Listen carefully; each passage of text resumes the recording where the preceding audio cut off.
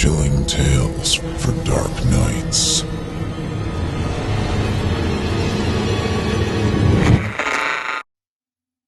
Shadywood Apartments is a long, narrow building that sits at the top of a steep incline overlooking a body of water called Ambassador's Lake. There's a legend about the lake relating to the founders of the town meeting by the shore to settle a new land or something. It's a dry tale not worth the effort of retelling. Looking out from my balcony, I'm graced with a clear view of the lake and the surroundings. There's a paved trail that goes all the way around the lake, wooden park benches dotting its circumference. Families, friends, and lovers come by the lake just about every day, and observing them has become something of a hobby of mine. I recognize the familiar faces, when I can manage to see their face well enough from 100 or more yards out, of course. There was one man whose face I never saw, but I spotted him almost every day. He wore a tan fishing cap and cargo pants to match, with a red flannel shirt between. He looked like an angler, except I never saw him with a rod, or even so much as looking in the direction of the lake. Instead, he would just walk around the trail, briefly chatting with those he passed, and otherwise keeping to himself. If I had written about this lake and its visitors a week ago, that paragraph would have been likely the end of his involvement. Unfortunately, I have a tale to tell. It was only about 4 days ago that the police came to my home. They were going door to door in my complex, and I could make out a brief, indistinct conversation coming from the apartment beside mine. If I'd wanted to, I could have heard the whole thing. These walls have mouths, and if you're willing to listen, you can experience a whole other life in lieu of your own. I try to respect the privacy of my neighbors a little more than that, though. Knowing they would inevitably come to my door, I was prepped and ready by the time the knocks finally came. I opened the door and greeted them with a warm smile. After a brief round of introductions, one of the officers got straight to the point, asking me, "Do you recognize the name Helen Carmine?" I said I didn't, and they produced a photograph, holding it out for me to take. It was of Ambassador Lake and the surrounding park.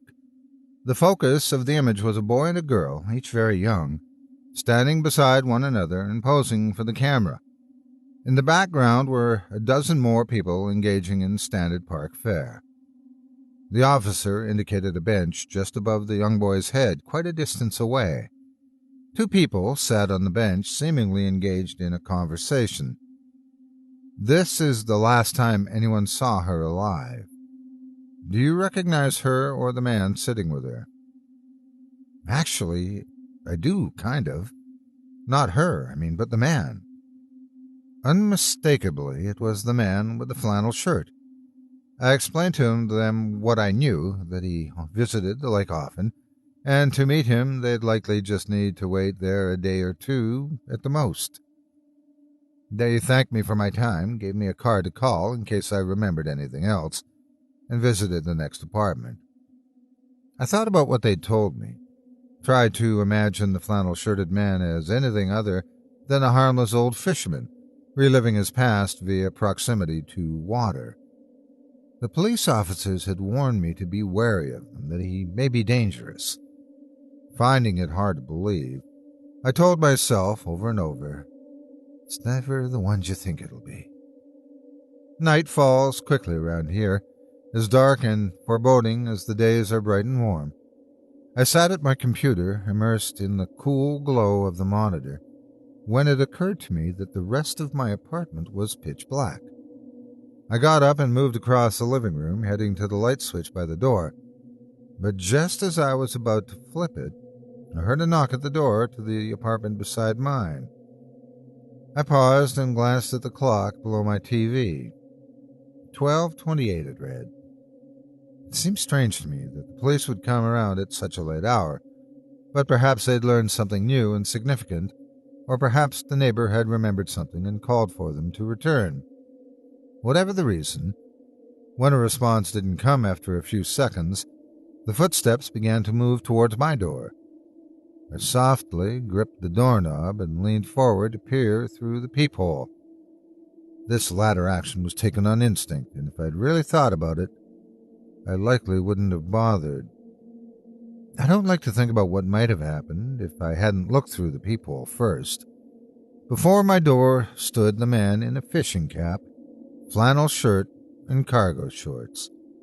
Had that been the end of it, I still may not have been as wary as I was. No, what kept my door closed and froze the rest of my body in the process was the rest of his appearance. He was, in a word, dry. What I could see of his pale skin was ashen, looking as though it may flake off at the slightest touch. The brim of his fishing cap came down over his face and obscured his eyes, but his lips were plain to see, chapped and split, with jagged bolts of crimson highlighted against the pink-white coloration. White, wispy hair dangled on either side of his head out from beneath his cap. The man raised his fist and knocked on the door. On my door. 3 times.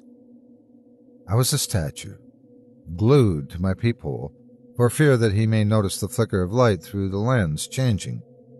Something deep inside me told me I didn't need to hear anything he had to say, that the best course of action was just to wait and let him go on his way. And so he did.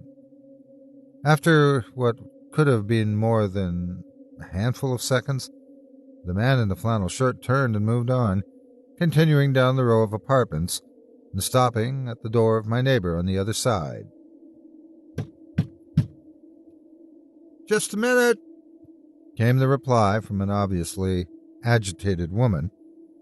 As uncomfortable as I was with the man's presence, I was just as curious as to what he wanted of us. Against my better judgment, as well as a principle or 2 of mine, I sidled up to the wall and pressed my ear against it, listening intently. "What do you... Jesus Christ!" the neighbor exclaimed. "Do you need help?" The reply came in a voice so dry and dusty it hurt my own throat to hear. "Do you have some water?" the man asked. A pang of guilt struck through me. He was obviously dehydrated, and I'd left him locked outside to die. What kind of monster was I? I heard the sound of the chain unlatching, followed by the door closing and the 2 of them making their way to the kitchen. She moved in quick, long steps, while his gait was a low-tempo shuffle, sliding across her apartment as she poured him a glass of water. "You look like you're going to need a lot," she said. "Drink this and I'll get you another glass."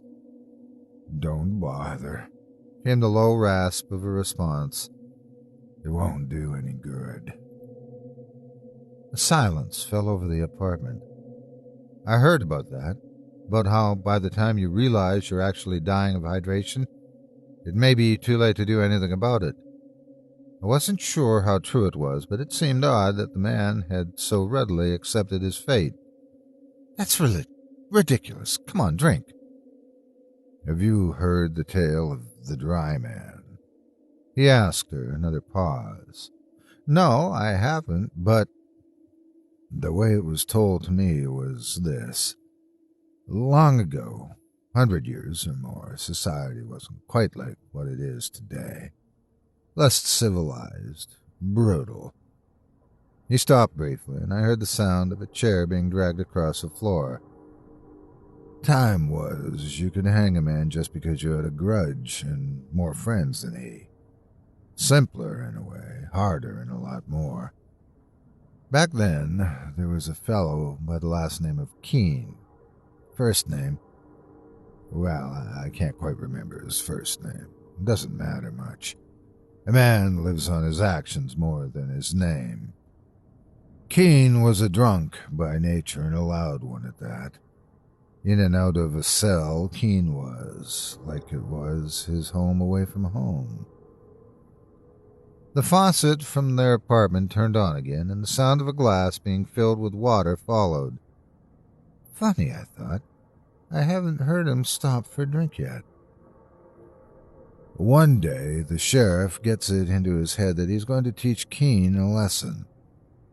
You like the drink so much," he says. "That's all you'll get to drink.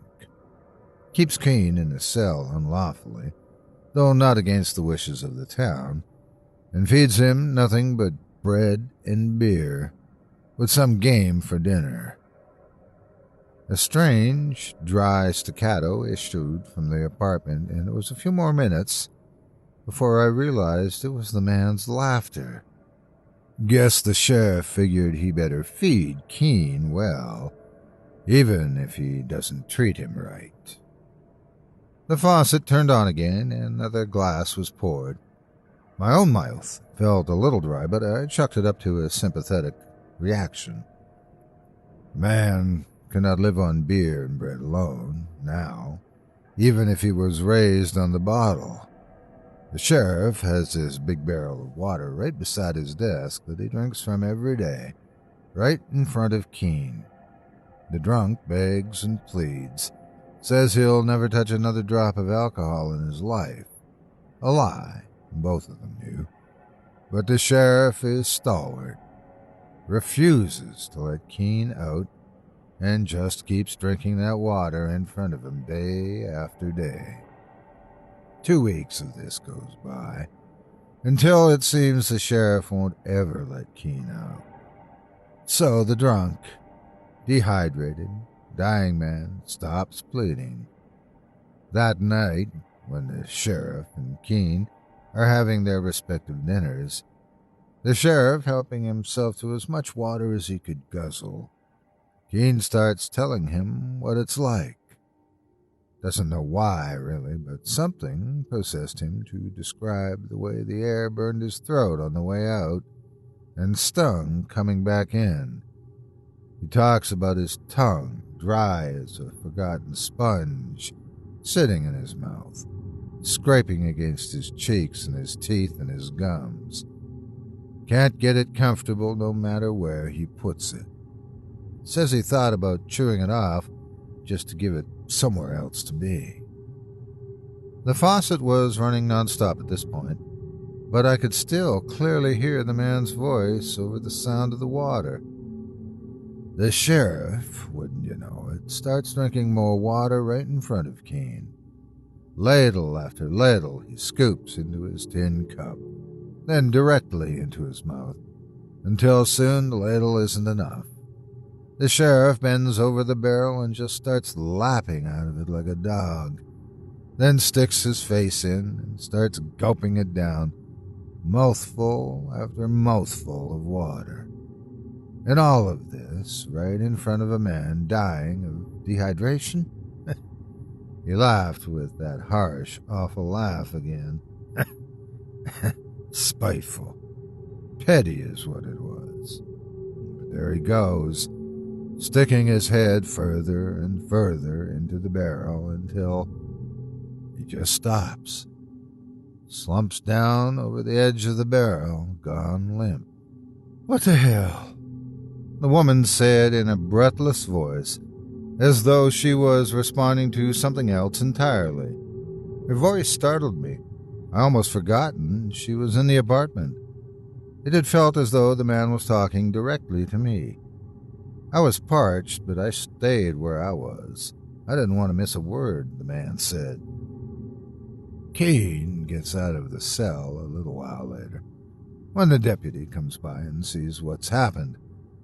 Couldn't have been Keene. Man's as shriveled as a prune. Even if he wasn't locked in a cell, he couldn't have held the sheriff's head under like that. With nothing to hold him on, Keene walks free, and then he just walks. Goes wherever his feet take him. Soon after, the rumors start spreading. Stories of the dry man. A withered wight with nothing but his tale of torture to tell. Cursed to watch others gorge themselves on the one thing he wants most, but can't ever have. God forgive me. Anyway, he grunted, sliding his chair across the floor again. I've taken up enough of your time. Thanks for letting an old man share his story. His short shuffles carried him to the front door, despite the absence of any meaningful response from his host. The door opened, closed, And just like that, there was silence again, save for the ever-running faucet from next door. Quickly, I made my way to the front door, peering out of the peephole for another glimpse of the man, but he was gone. Feeling more than a little tired, likely coming down off that odd primal adrenaline rush, I made my way to the kitchen for a glass of water before bed. Drinking it down more quickly and readily than I recalled ever having done in the past, I made myself another to chase it down before heading to bed, expecting the water to slake my thirst sometime in the night. Upon awakening, I discovered it had not. I didn't even have to use the bathroom. I just wanted more water. In my PJs, I stumbled back to the kitchen, pouring myself another glass, when the red and blue flashes coming through the front curtain distracted me. As I pieced together, in the next 10 or 20 minutes, my next-door neighbor had, at some point in the night, called 911 immediately before drowning in her own bathtub. My thoughts immediately went to the story from the night before, of the sheriff drowning himself in the barrel of water. I took a drink from my glass. Scanning the crowd of police officers and EMTs, I spotted a familiar face. One of the two who had visited me the day prior was taking a statement from another man who lived in my building.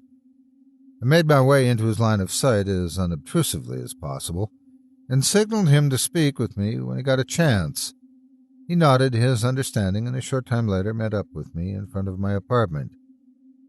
"Did you see or hear anything?" he asked as he approached. I nodded and grunted through a mouthful of water, swallowing. "Yeah, the man you were looking for with the flannel shirt? I saw him last night. He knocked on my door, and when I didn't answer, he went to hers. I know I shouldn't have, but I listened through the wall." "What did you hear?" I told him the story of Keene, the sheriff, and the dry man, in much the same way as I described it to you. I said I had no reason to suspect the flannel man had done anything, as it sounded like he'd left before going anywhere other than her living room, but I admitted to falling asleep shortly thereafter. The officer thanked me, and I went back inside, setting the mostly empty glass down on the counter. An hour later, that officer drowned himself in Ambassador Lake in front of all of his friends and colleagues. Nobody knew what to do. Several people had tried to help him, tried to go to him and pull him ashore, but he brandished his gun at anyone who got close, even as he dunked his head under water, taking deep, obvious breaths of it, like he was trying to fill every part of himself with the lake. It was only when his body went limp that anyone felt brave enough to approach, but of course by then it was too late. I watched the whole scene unfold with morbid fascination. Something about it satisfied me, kept me looking down on it as it played out long after I felt I should have turned away. I wasn't happy the man was dead, and I certainly had nothing against police officers in general, but the event fulfilled me, made me feel as though I could keep going. Perhaps, I reasoned, it was one of those spiritual concepts. One life ends as another truly begins. An impromptu quarantine was placed around Ambassador Lake, and the water in our building was shut off for fear of contaminants. Speculation grew like weeds, and many Shadywood residents relocated elsewhere, to hotels or with family in the city. I stayed right where I was. This was my home, after all. I looked out on the lake that night. The quarantine was still in effect, though I doubted how effective a strip of yellow tape around a lake really was. I tried to imagine myself in the position of that officer, taking heaving lungfuls of water without even flinching. The act seemed abhorrent, and I almost turned away in disgust, until I noticed him. The man in the flannel shirt walked a lazy zigzag down the path that surrounded the lake. His eyes wandered back and forth, as if he was just another park-goer taking in the sights. Never mind that it was nearly midnight. I studied him intently, and a thought occurred to me. A crazy, ridiculous thought. Was that the dry man? Made sense, didn't it? He told the story to my neighbor, and she drowned herself in her tub before dawn.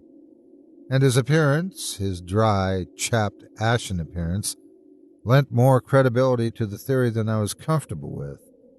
If I assumed that a person could exist with the ability to talk someone into drowning themselves, and that this person was known as the Dry Man, well, the more I thought about it, the more obvious, albeit far-fetched, it seemed.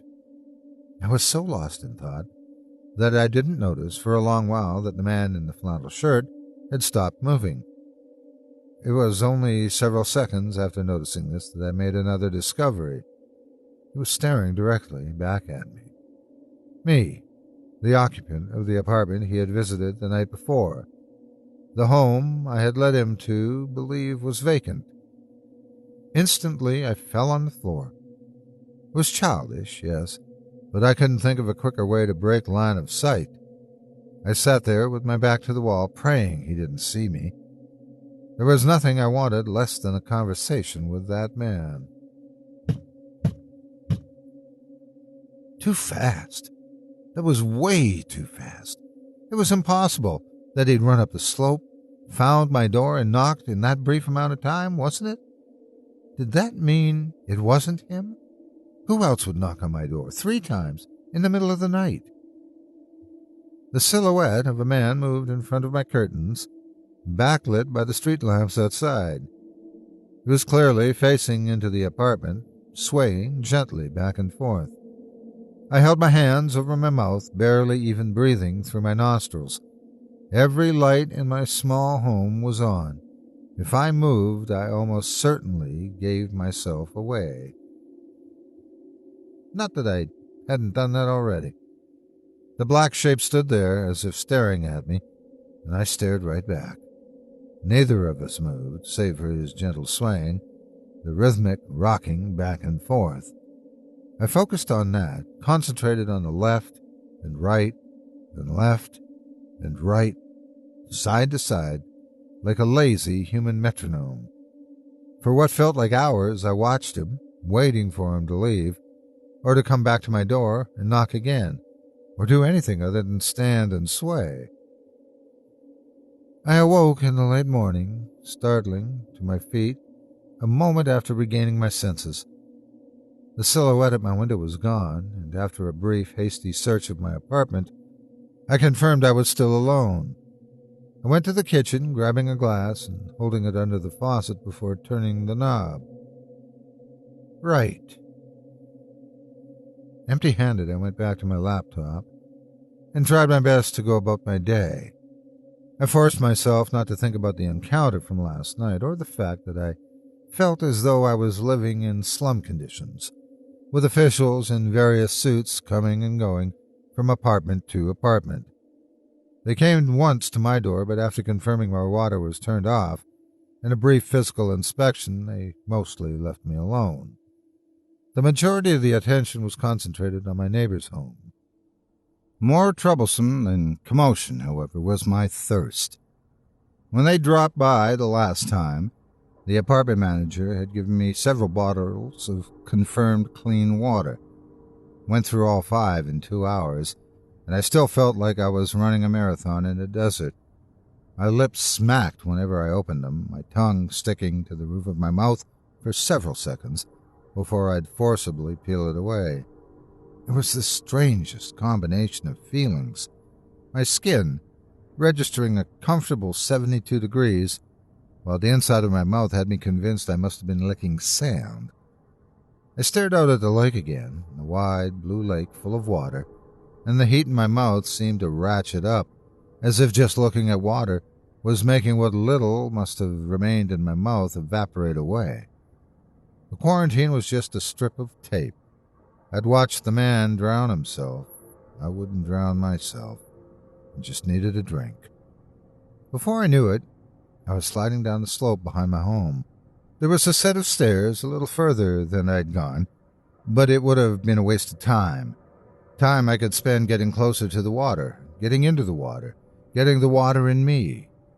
I jogged up to the bank of the lake, slipping under the police tape. Distantly, I heard someone yelling at me to stop, but they didn't understand. I'd be right back, out in just a second, taking my slap on the wrist. This was a matter of life and death. Immersing my head in the soft, cool water of the lake was the single greatest moment of my life. I let it flood into every orifice on my head, surrounding myself in the cool refreshment, the nourishment I so desperately craved. I took in gulp after gulp, practically sobbing into the water in relief. I'd almost died out there in the heat under the oppressive sun, but now I would live. I was so grateful just to be alive. The bliss lasted only a moment before several pairs of meaty hands grabbed me, pulling me from the water. I was dragged onto the trail around the lake, kicking and sputtering the entire time. The water flowed out of me in great heaves as I bitterly sucked in the dry air, feeling it lacerate the roof of my mouth in desiccating streaks. My next physical examination was much more thorough. They confirmed that I had been given water, but they didn't believe I'd actually drank any of it. There was no urine in my unflushable toilet, and my body showed signs of extensive dehydration, signs which they admitted should have been discovered during the morning's checkup. They gave me a pallet of bottled water and ushered me into my room. I finished the water in half an hour, and I needed more. Another check outside confirmed my fears. There were guards posted around the lake now, moving in tight patrols. From my vantage point, I couldn't see any breaks in their formation, but I had to hold out hope that there would be. I had to get back into the lake, back to that sweet sensation I tasted too briefly. Resolving myself to go outside and watch from a closer, more actionable position, I discovered something else. There was a guard posted at my door, a gorilla of a man that took up nearly the entire passageway. He turned to face me when I opened it. "Going out?" he asked. I laughed and glanced past him. Several people in lab coats looked our way with worried expressions. Yeah, are you going to try to stop me?" I was only half joking. "We're doing everything we can to resolve the situation." Translation? Yes, I am. "This is ridiculous. Get out of my way." I tried to push past him, but he just stood there, arms crossed, barring my passage. "We'll let you know as soon as the situation is resolved. Food and water will be provided to you at your request, within reason." With that, he gave me a gentle shove and closed my own front door in my face. I reacted poorly. I screamed insults and slurs at the man outside, at everyone I imagined could possibly be in earshot. My voice probably carried through the entire complex, though it was unlikely many people had stayed behind long enough to hear. When yelling didn't work, I resorted to violence, pounding and bashing on the door as if it was being held closed from the outside, which, in a matter of speaking, it was. That option became closed to me when I slumped to the floor, exhausted and defeated. I felt as if I was going to die in my apartment, killed by the very people who were supposed to be protecting me. If only they'd let me stay under the lake a little longer. I could feel the satisfaction approaching. It was within arm's reach when I was removed. There was no substitute for it. The lake was the only place large enough to help me. I waited there on the floor for hours, saving my strength, waiting for the right moment to make my move. It wouldn't do to be found out too early and have the situation escalate into a personal bodyguard, or more likely, mandatory relocation to somewhere with padded walls and straps and locks. Just until I was myself again. Just until I was safe. Forget that. They just didn't understand. Knuckles white, fingernails digging into my palms, I pushed myself past midnight. It had to be utterly dark out there. I was only going to get one chance at this. I stared desperately at my digital clock, and as soon as it struck 1, I made my move. The glass sliding door that led to my balcony was, thank God, The most well-designed door I'd ever had in my life. It slid open like a dream every time, without so much as a squeak. Never before had I been so appreciative of master craftsmanship as when I closed it silently behind me, tiptoeing out across my balcony. Next were the rails. Slatted, the gaps between them were much too narrow to squeeze through, even for someone with my slighter frame. I would have to go over, and that meant adding another few feet to the already intimidating drop. Getting to the position of sitting on the rail, legs dangling over the edge, was easy. I then rolled over, gripping the edge tight with my fingers, and slowly easing myself down to a fully stretched-out position. From there, I planned, I would slowly lower myself to the bottom of the rail, cutting my drop by just that much more distance. That was my plan, anyway. As soon as I let go with one hand, the other quickly followed suit, and I plummeted straight down, hitting the slope below at a gentler angle than I had imagined. Suppressing a yell, I curled into a ball as best I could while rolling down the hill, crunching and snapping through dried leaves and branches. The sounds reminded me of my own dehydrated state. Salvation was only yards away. On my hands and knees, I crawled toward the lake, scanning for the patrolling guards. They weren't hard to spot. They swept the area with flashlights, moving back and forth as they always had. One of the beams settled on a spot a few feet to my left, doubtlessly having heard my rapid descent. I scurried towards a tree to my right and pressed my back against it, letting out my breath in a long, slow exhalation. It was so close. Half a minute passed before the patrol got bored or off schedule or both and moved on. Just as I was about to get up and make a break for it, a voice startled me so much I almost let out a yelp of surprise. I wouldn't do that if I were you. Sitting in front of me in the brush, having appeared as quickly and silently as ever, was him, the dry man. He sat bow-legged, his fishing cap tilted forward to obscure his eyes, but certainly looking into mine nonetheless. Despite my ravenous thirst, I stayed frozen where I was, watching him, waiting for him to continue. I envy you, with that stunt you pulled earlier. You got to feel it and live. Few people can say that, I tell you.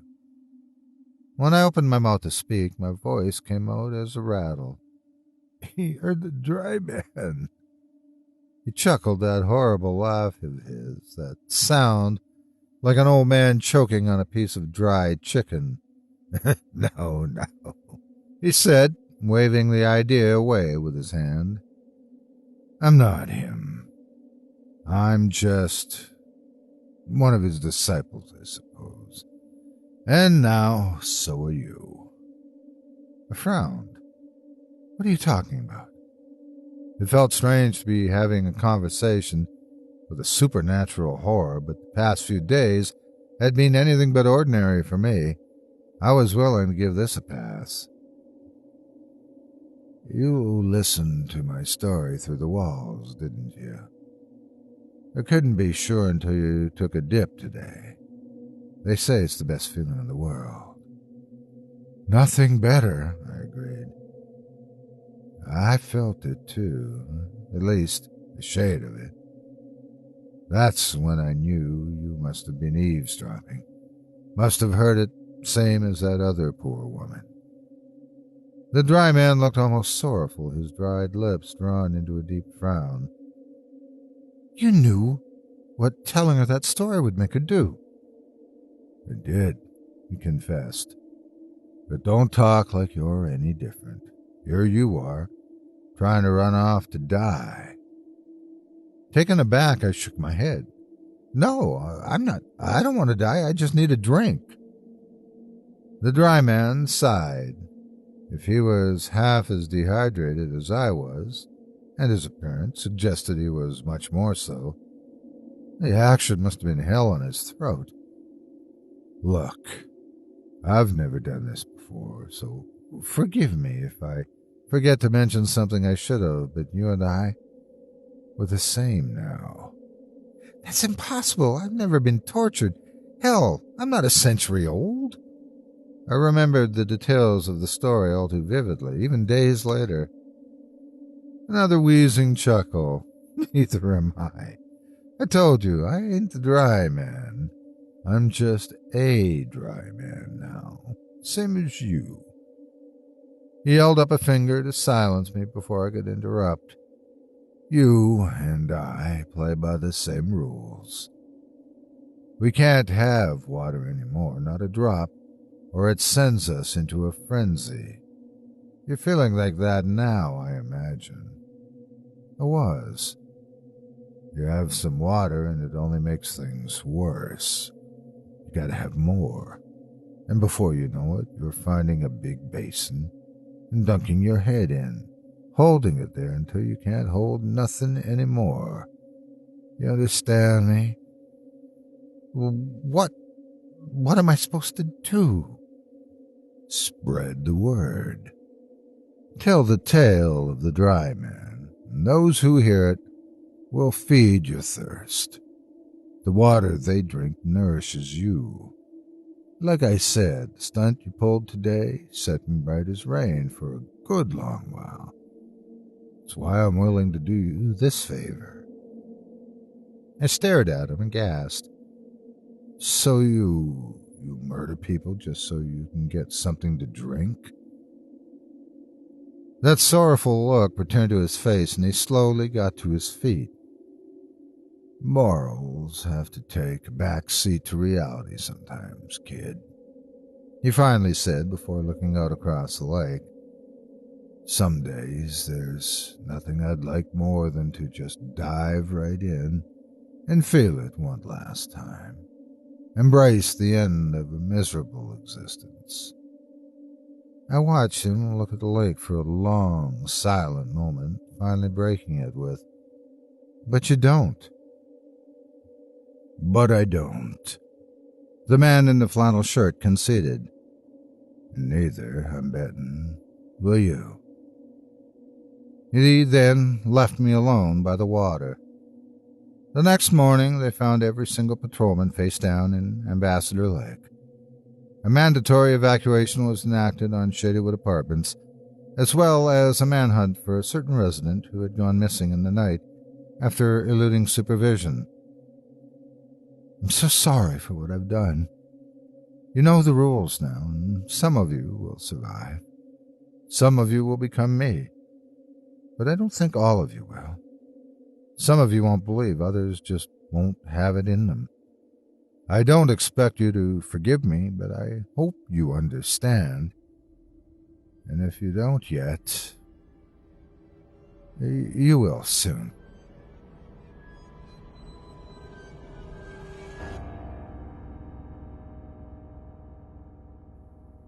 Can you hear it? Daniela asked. I tread as gently as I could, my head held above the surface. I heard nothing from the depth below, only the sound of laughter further out. No, I said, I can't hear it. I looked out towards where Theo and Camilla were swimming. I wanted to believe he had to drag her all the way out there with him, that it was all part of some elaborate scheme that I was capable of learning myself. But it wasn't. She swam all the way out there on her own, laughing the entire way. She was smitten. Preferring not to think about it, I turned back toward the shore. Olive-colored trees scattered over the golden-brown mountains. The slopes were steep and rippled.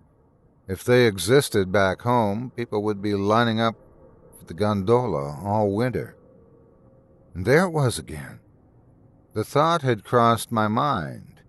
Home. Why did it keep coming up? 2 weeks ago, I sat in my office, flicking a pen, waiting for 5 o'clock, desperate to get on the plane and start the South American adventure. Now that I was here, all I thought about was getting back into the routine. I tried to bring myself back to the moment. The shore didn't exactly appear as it did the last time I looked. The waves, crashing against the cliff edges were bigger. The recoil was a violent white. Directly below me, I noticed the depth of blue had gotten deeper. "There aren't any sharks here, are there?" I asked Daniela, trying to keep my voice as calm as possible. "No sharks," she said, suppressing a smile. She dove down. As she did, her legs rose above the surface before following. I admired the spectacle. I wondered if I swam out as far as Theo did, if Daniela would follow me as obediently as Camilla did for him. "There, I hear it," Daniela said as her head popped back out. "Listen close. Tide is coming in now. It's starting." I plunged my head beneath the surface. Again, I couldn't hear anything. No big grinding noise like what had been advertised. Perhaps the details had gotten lost in translation. As I emerged again, I saw Theo and Camilla swimming toward us. "Did you guys hear the sound?" I asked. "No, dude, nothing," Theo answered. "I think these Colombian girls are lying to us. Just wanted an excuse to drag us out here." Both girls giggled. By this time, the four of us were all treading water no more than a few meters from each other. Camilla's breasts bobbed at the surface. Jealousy burned through me. Theo had seen them bare the night before. I didn't get anywhere near that with Daniela. "Wait," Theo said. "I think I heard it just there." "What?" "Still don't hear it." "Maybe you just need to go a little deeper, bro." Theo lunged forward, and two muscular arms pushed me beneath the surface one more time. They held me there for a few seconds, his hands firmly, but not painfully, gripping my shoulders as scattered schools of fish swam between my feet. I kicked at him on the way back up. Not surprisingly, the girls laughed as I returned. I started a race through any number of comebacks or physical responses. I came up with nothing. Theo was my friend. Certainly not my best, but still a friend. He was also the only one willing to tag along when I brought up the trip idea a few months ago. But the guy was just more dominant. He was higher up the ladder at the bank back home. He was bigger, better looking. He took more risks. The sound interrupted the thought. It was only faint, like distant thunder. But it was there. It came from the ocean floor below us. The water stirred and bubbled. "Wow, what was that?" Theo asked. "Cuervo bajo el mar," Camilla answered. "And what is that?" "We show you." I stayed at the rear of the group as we swam back towards shore. The waves were even higher than they were a few minutes ago. Water dripped down from the receding ledges all over. We had to climb out. The narrow beach from which we entered had disappeared under the rising ocean. Water had soaked the bottom of my towel. As I dried myself with the part that wasn't wet, I looked out at the bay where we had just been swimming. The landscape was almost unrecognizable. Brown sand and rock had given way to turquoise blue. It was as if I were staring at a completely different place than where I had arrived. Grrr! A deep sound came again. It came from below the spot where we had been treading. You could still make it out prominently from the shore. "What exactly does Cuervo bajo el mar mean?" I asked as we started along the same jungle path from which we came. "Cave beneath the sea," Daniela said as she stepped off the path into the jungle thicket. "Careful, watch for snakes and spiders." Her route curved away from the main path in the direction of the point.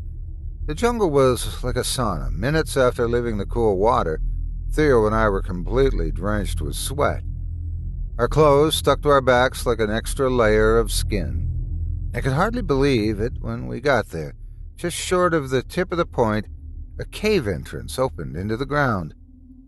You would never have seen it unless you knew exactly where to look. It was completely hidden from sight from the beach, the water, and I bet even from the mountaintops.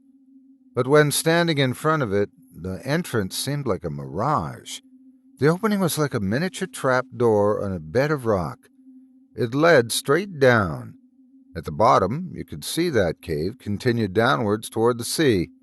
The trajectory looked like it was going to send you straight into the water. It was so narrow that only one person could pass at a time. Sand covered the bottom landing. It slowly gave way to stones until the cave floor became completely rock further in. However, the most remarkable thing was the view as you descended. I was the last to witness it. You faced the ocean as you went down. You were well above the water before you started, but just as you disappeared underground, you could see it. Your eyes were on perfect level of the surface of the ocean. Everything changed at the bottom. The walls and ceiling were moist, water dripped down from above. The air was cold. There was nothing like the extreme heat on the surface. As you ventured further in, it became clear. You weren't just on par with the ocean down there. You were below it. The cave literally tunneled under the ocean. Instinctively, I reached for my phone. I was convinced I would need the flashlight app, but it didn't take long for me to realize I was wrong. The main cavern was already lit. A natural yellow light filled the area. It glistened off the dark, moist walls and ceiling. I looked around, trying to see where the light was coming from. Theo did the same. I heard the waves of the ocean crashing above us. Salt water dripped down into my eyes as I searched. I discovered the light source atop a slope at the far end of the cave. It was steep, and the only wall that didn't arc in a circular fashion above you. At the top, just below the highest point, there was a crack. Through this little break in the rock, a sliver of light shined through. It must have been some kind of natural wonder. The crack was no more than 1/2 meter wide, and somehow, someway, something behind it was shining into the darkness, illuminating the entire cave that rested beneath the ocean. I had never seen anything like it before. Grrrr! It was so much louder than it was at the surface. It was less like thunder down there. It sounded more like grinding. The cave walls seemed to shake as it echoed all around us. The light's brightness faded. The sound source was unmistakable. It came from whatever lay behind that crack in the cave wall. I started to worry about the cave's stability. Somehow I doubted the Colombian cave that burrowed beneath the ocean complied with any safety standards I'd be comfortable with. I imagined the cave ceiling opening up and millions of gallons of water above crashing down on us. I felt like I was in a tomb. Grrrr! It was deafening. The light above us faded slightly again. The girls and I stumbled back. Not Theo, though. He stared at the little crack in awe as he approached the slope below it, his mouth unhinged, hanging wide open. He resembled a child, marveling at whatever phenomena lay before him. The idea would not leave his mind from that point forward. He was infatuated. "You can't climb," Camilla said. "Too dangerous. Nobody goes up there." Theo didn't turn back. I imagine he didn't even hear. Back at the hostel in Santa Marta, Theo leaned back in his patio chair. The ashes dropped to the deck as he tapped his cigarette. The hot day was behind us, replaced by a mild evening with a cool wind coming off the ocean. The crack of light in the cave had lingered in our minds. The party was in full swing around us. For different reasons, neither of us really cared to join. I took a swig of my beer and looked up at him, and he spoke directly to me for the first time since we left the cave. "I want to go back," Theo said. I knew that it was only a matter of time before he broached the subject. We had to plead with him to leave in the first place. "Not doing that, Theo. I don't care if you come with me or not. I'm going back. I need to see what's up there." "You don't even know the way. Seriously, you think you can really navigate through the jungle on your own?" "I won't have to. I'll get someone to show me." He snapped his fingers in the direction of the bar. It caught Camilla's attention. She smiled and dropped the glasses she was cleaning in the sink. "Can I get you boys something?" she said as she approached. "Sit down," Theo responded as he gestured towards an empty chair. She looked at us nervously before complying. "Camilla, can you take us, or me, back to that spot tomorrow?" She shook her head no. "Come on, pretty girl. It's the last day of my vacation. Let's spend it out there together." "I know why you want to go. No climbing up. Dangerous for you." Theo chuckled and leaned forward. He placed a hand on her knee. "I need to get there one way or another. Maybe if I ask Daniela." I gripped my seat the moment he said that. Through the crowd of travelers around the bar, I looked through to the reception desk. She leaned forward, smiled, and chatted with a guy who must have just checked in. I'd be damned if I was going to let him, or even worse Theo, move in on her. "Come on, Camilla. Don't make me get up," Theo said. "She won't show you." "Yeah, she will. I'll make it worth her while." "Don't worry about it," I said, interrupting him. I stood up and pushed the seat back. "I'll take care of the directions. Let's see what's up there." Theo lifted his hand from Camilla's leg onto his glass. He raised it in my direction and looked at me in a way he'd never had before. The faintest grin came to his face. "Well, how about that?" I ran my glass against his and downed the rest of my beer. I forced myself in the direction of the reception desk, pondering exactly what it was I was about to get myself into. It all happened so fast. Morning came before I was ready. I took the facade further than I meant to. As the little motorboat started, I still couldn't believe it was real.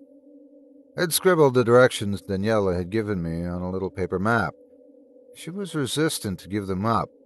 Pressuring them out of her had also ruined any shot I had at any extracurricular activity. I couldn't rationalize to myself how it was worth it. Before starting our trek, I considered the voyage through the jungle. The chance of us getting lost was too high, and I knew that Theo would try and go regardless. I had to find an alternative. Part of me was amazed. How in the hell I had managed to give directions to the local fishermen in part broken Spanish, part simplified English was beyond me. By the water, it was more direct, 7 bays east. How hard could that be? The real question now was, who was I trying to impress? The girls back at the hostel, living their lives, probably transitioning to their next flings with new white boys traveling through. Was I trying to prove that I wasn't a wimp to Theo? Was I trying to prove it to myself? I squinted against the sun as we cut into the oncoming waves. Santa Marta started to disappear in the distance behind us. I sat in the back next to the fisherman who had one hand on the motor. My finger grazed along the map, trying to keep track of where we were. Theo knelt down at the bow, peering onto the ocean in front of us, as if he was the captain, the one in charge of the entire voyage. In his mind, he knew what he was getting himself into. He wasn't afraid of anything. We continued to pass the bays on our right. Each one disappeared on the horizon more quickly than the last. I felt the slightest bit of nausea as we passed the 6th bay and turned into the 7th. It was instant recognition, just like the day before. The tide was coming in strong, eating away at the shore. The boat scraped against sand and rock. As we reached the shallows, I noticed the fisherman carefully surveying the surroundings. Theo hopped out. Knee-high in the water, he trudged towards the shore. I picked up my bag and meant to do the same. Before I could, the fisherman grabbed me by the shoulder. "Cave," he said. I nodded. "No go. Dangerous." I hesitated only for a moment. When I looked back at Theo, he was already out of the water. He held his arms out wide, wondering what the holdup was. "Come back. 4 hours," I said, holding 4 fingers up to the fisherman. "Grrr." The thunder sounded just as I hit the water. I braced myself and started toward the shore.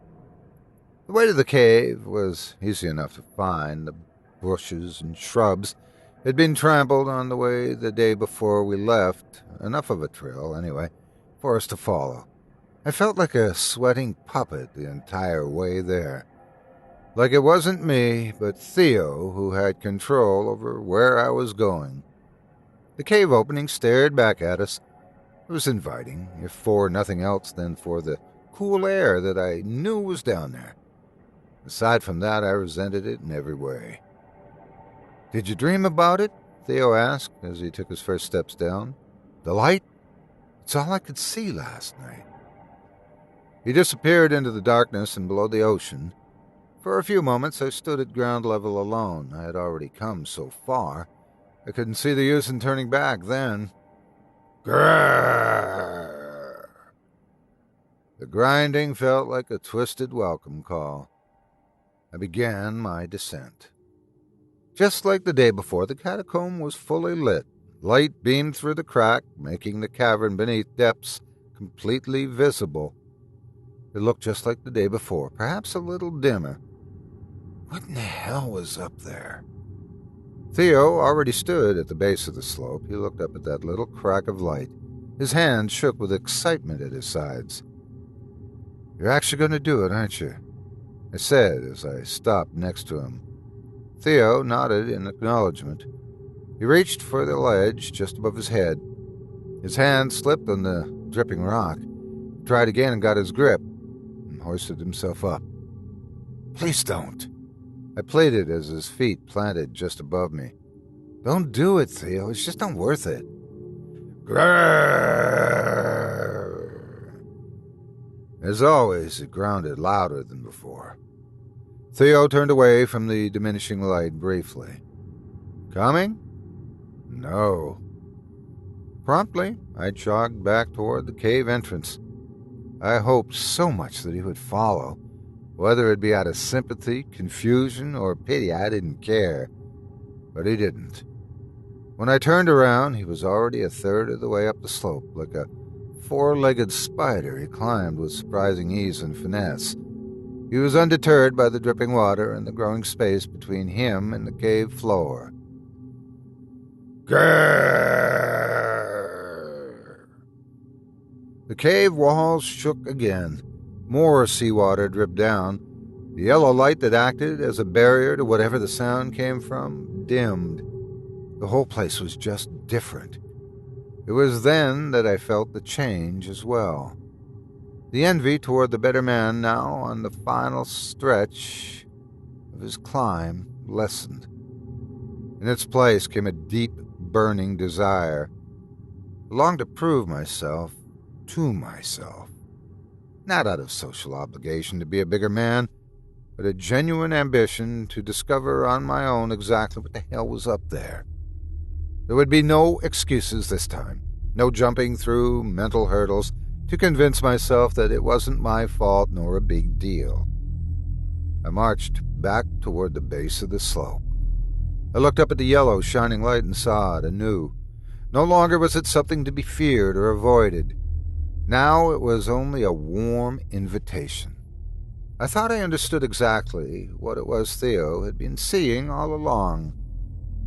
Grrr! As I reached for the same ledge where Theo had started, the light vanished. In the blackness, I looked up and saw that he was now squeezing his body through the crack, blocking the cave's access to the light. It quickly returned as his bottom leg pulled through and disappeared. He made no sound when he reached the top, no shriek of brilliance or discovery. The cave felt nearly silent. I only heard the faint sound of crashing waves above and salt water dripping down. Pulled myself up to the next ledge. My hands and feet moved on their own. They found the little holes and crannies in the rock wall themselves. My mind wasn't there. It was lost in the brilliance of the light. What could possibly be up there? Why did I let Theo get there first? My foot slipped. Momentarily, My entire body was suspended only by the strength of my arms. In a less fortunate position, I would have fallen, but there were no thoughts of climbing down. There was no second-guessing the decision. My fingers ached as I passed the halfway mark of the slope. My body, drenched in water, shivered in the cold cave air. How did I not sleep with Danielle? The opportunity was there. If it had been Theo, he would have done it on the first night. He would have done it without any effort and moved on. He wouldn't have waited around evening after evening too scared to make a move. Grrr! My ears rang after the impact of the grinding sound passed through. The cave shook again, and feeling the nausea invaded my stomach. Yet still there was no concern. Climbing back down was not an option. I'm not going home. I'm not going back to the same cubicle. Forget getting up every day at 6 a.m. to catch the train. Forget staying late and... Grrr! I was almost at the top. My arms and legs wanted to quit and let me fall. I was so close to that light that was just getting dimmer all the time. Just a few more meters. Help! Theo's voice was weak, desperate. Didn't sound far off from beyond the crack. I was about to pull myself through. I reached the opening. It looked smaller, so close up. I started to wriggle my body through. The wet rock scratched and cut exposed parts of my skin as I did. I went into the light. The cave behind me fell into darkness. I scraped my way through until my body became free from the narrow clutches of the rock. On the other side, I slipped down into another cave. This one was miniature in comparison to the main one I had just been in. It was barely big enough for me to kneel down. The source of light then revealed itself. It was nothing more than natural sunlight. It poured through a small opening, led out to another part of the shore. It was at the end of the tiny tunnel leading from the cavern I was now in. It looked like you could make your way through. You could make it back to the surface and complete the circuit of the cave. That's what I imagined the one obstruction between the light and I tried to do. Theo was wedged in the little space between me and the way out. Little rays of sunshine poured through the spaces his body did not occupy. Grrr! My hand shot to my ears in a desperate attempt to protect them. The grounding sound was just in front of me. Everything became clear. It was exactly what Theo had been chasing all this time. There was no celestial being or incredible natural phenomena. It wasn't something that couldn't be comprehended through human perception. It was merely one giant boulder. It was the one part of the cave that was detached from the rest. It acted as a ceiling, the only piece of material separating the little tunnel from the crashing waves above. The grinding sounded as the increasing movement of the ocean pushed it down, scraping it against other parts of the tunnel. It lowered no more than a centimeter, pushing down on Theo's body against the rock floor of which he lay. A slow, agonizing whimper escaped his lips as it did. A little more light disappeared from behind him. "Help!" he said again, turning his head in my direction. He had barely enough space to make the maneuver. His eyes glared at me. They were bulging, desperate. I crawled forward and grabbed at his nearest arm. I pulled gently at first, and he did not budge. I tried harder again, but the result achieved was the same. I could hear the swells of the ocean crashing bigger waves against the shore above. We couldn't have been more than a few meters below the sea at that point in the cave. Grrr! The rock ceiling lowered another centimeter. You could hear cracks in Theo's body as he was pressed harder against the tunnel floor. His face was squished in place permanently, staring in my direction. Ocean water started to not just drip from above, but pour into the little cavern. Water started to pool around my feet. My time available to spend there was dissipating. Theo heaved. Moisture from his breath rose as he tried to blow the ocean water away from pooling around his mouth. He said nothing. He looked at me as if he expected me to find some kind of solution, something we both knew full well did not exist. Grrr! His ribs collapsed. Bones snapped at all different parts of his body. He made no sound as the side of his skull started to depress. The water level rose again. Still he was there, conscious. Still he stared back as the water reached his lower eye. The truth is, Theo didn't drown to death. He wasn't so fortunate. No, Theo was simply crushed by the boulder that pinned him there. As the waves pushed harder and higher against the shore, and the weight of the water above increased, the rock above just kept pushing down, one slow grind at a time. As I backed away through the little crack where we both climbed in, we both knew full well that he was going to die, and it was the worst feeling that he or anyone else could ever imagined. It was nothing more than natural human curiosity that had driven us there. There was no external factor to pin the blame. It was an impossible pill to swallow. I know because Theo told me. It was the last thing he said before the boulder was pressed down flat against the tunnel floor.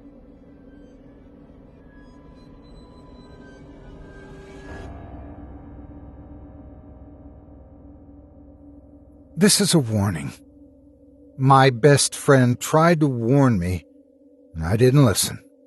Now all that's left is a shell, a broken man. All I need is for one of you to understand, and I've done my job. Owen was my pal. Maybe the best one, if I had to rank them. One of the good guys. He didn't have many friends. We met in high school, drawn together by a mutual love of turn-based strategy games. Master of Orion, Heroes of Might and Magic. Owen was an absolute beast at those games. He had a queer talent for memorizing patterns, statistics, and maps. He'd devour games like a man possessed, teasing out exploits and secrets while the rest of us were still getting our butts handed to us by the AI. Even 5 years out of college, Owen remained thin as a rake, his eyes looking perpetually surprised through thick spectacles. Life happened to the rest of our little circle of friends. We went corporate, chased the dream, ran the rat race. We never kept in touch like we should have, other than meeting up every few months for a meal. I gathered that he worked in a bank somewhere, cruising along and meeting his targets without excelling. The last time I saw Owen was a little over 4 months ago. He had arranged to meet me at one of our favorite bars in a quiet part of town. At least it used to be until jobs and the pressure of grown-up life just expanded and expanded, filling up my life like so much bubble wrap. I got to the bar first, or so I thought. I searched the crowd fruitlessly until my eyes focused on a lone figure in a scruffy coat sitting at the bar. I had to swallow a gasp as the man turned around. I hadn't seen Owen in the better part of a year, but he looked like he'd aged a dozen. He was thin before, but now it was nothing more than skin and bones. His cheeks were sunken in, unshaven, with a wispy beard framing his mouth. He smelled of sweat and grime, and worse. One thing hadn't changed. His eyes still blazed with a fierce intelligence. He gestured toward the seat next to him. When he spoke, the words came out in a rush. He'd found something, he said. He'd found a warning scribbled upon an old map he'd seen in a library. It pointed down a street somewhere in the city that he hadn't been able to find on modern maps or even Google.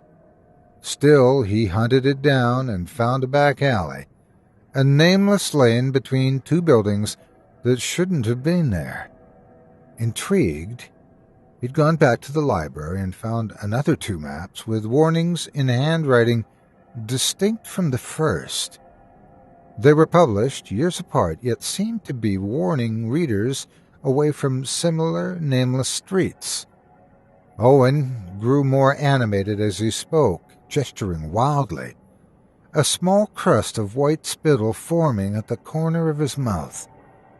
He'd found more of the lanes the maps warned about, cracks between buildings that shouldn't have been there, hidden alleys. I saw the familiar glint of obsession in his eyes. He'd found something special, a hidden system, and he wouldn't rest until he had laid bare its secrets. He stopped short, his eyes widening at something through the window across the busy street. I turned around to see what had spooked him, but the throng of people at the bar and the street blocked me. Hands shaking, he teased out a tattered map from his pocket. It was covered in his handwriting, too small to make out by the light of the bar counter. He marked a spot and hurriedly folded up the map, which quickly disappeared into his pocket. "It's big, something hidden. I've almost got all the places. I'm almost there. I can't move fast enough. I'll need something faster." So that's what he wanted. Just to borrow my car for the weekend. I gave him a look that was equal parts pity and derision.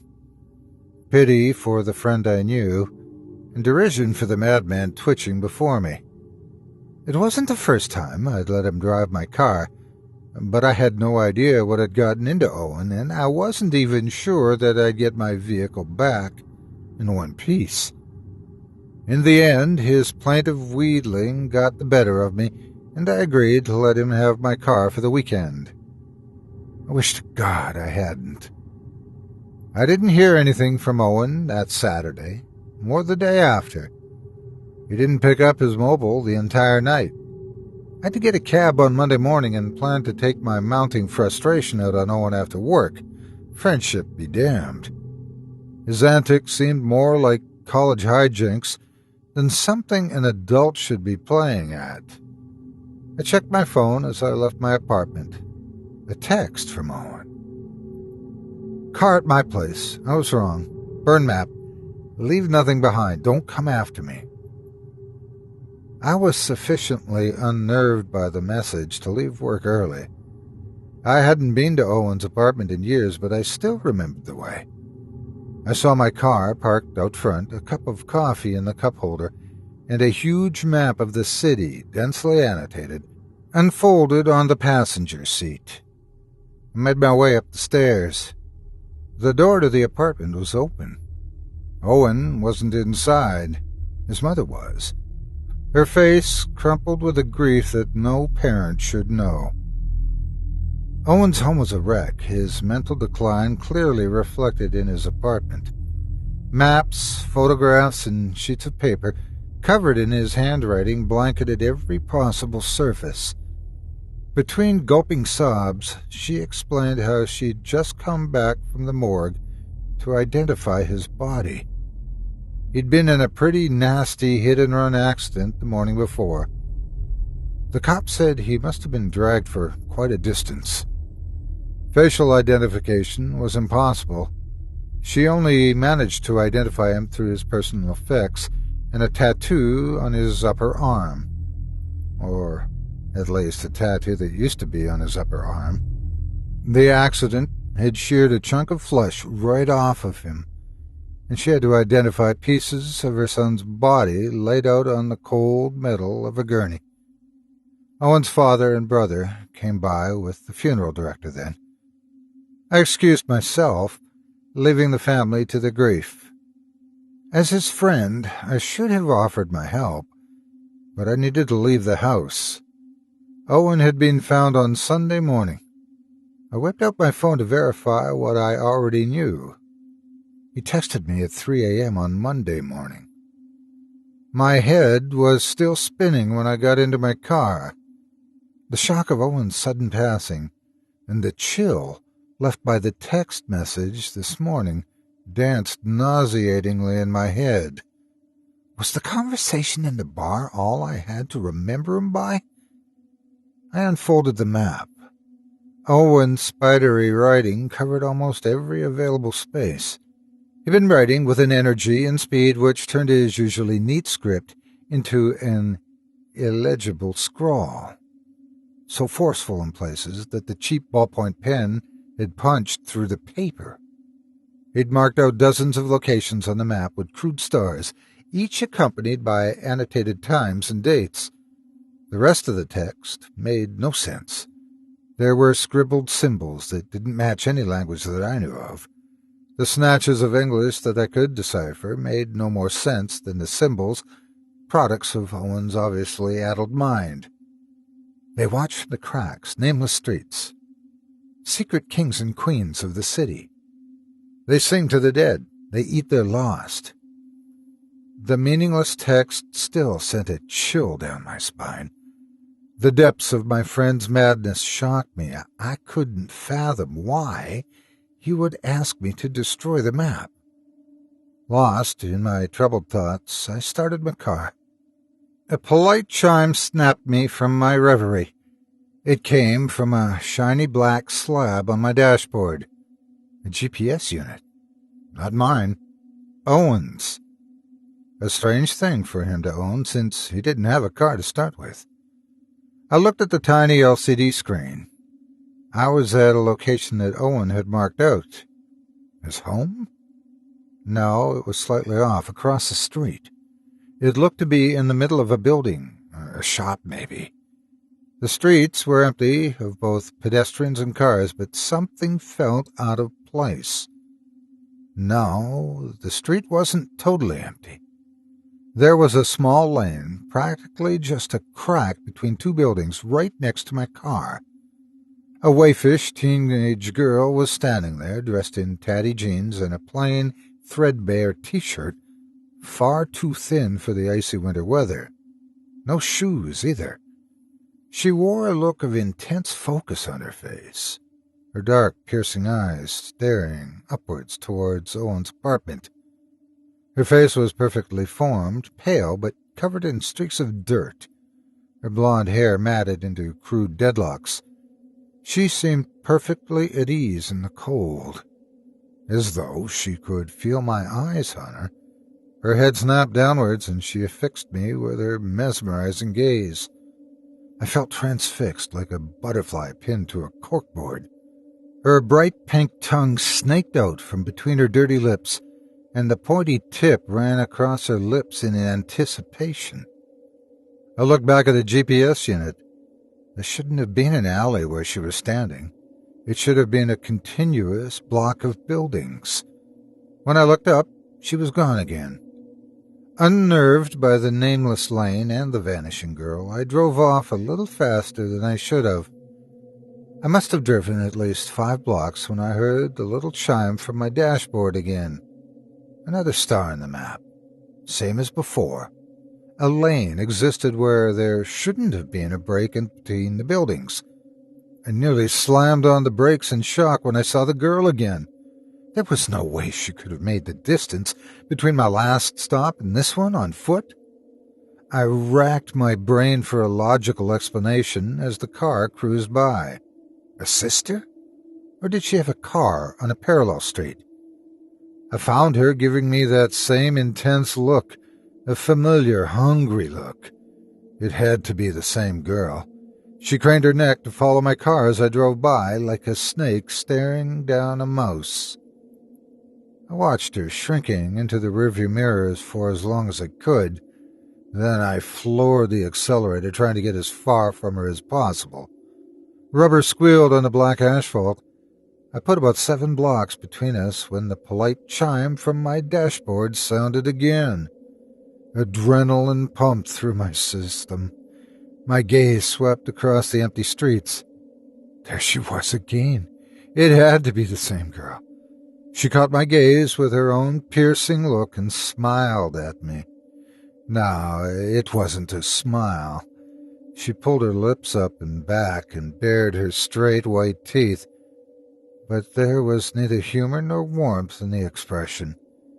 It brought to mind the image of a baboon or wolf facing down something small and helpless.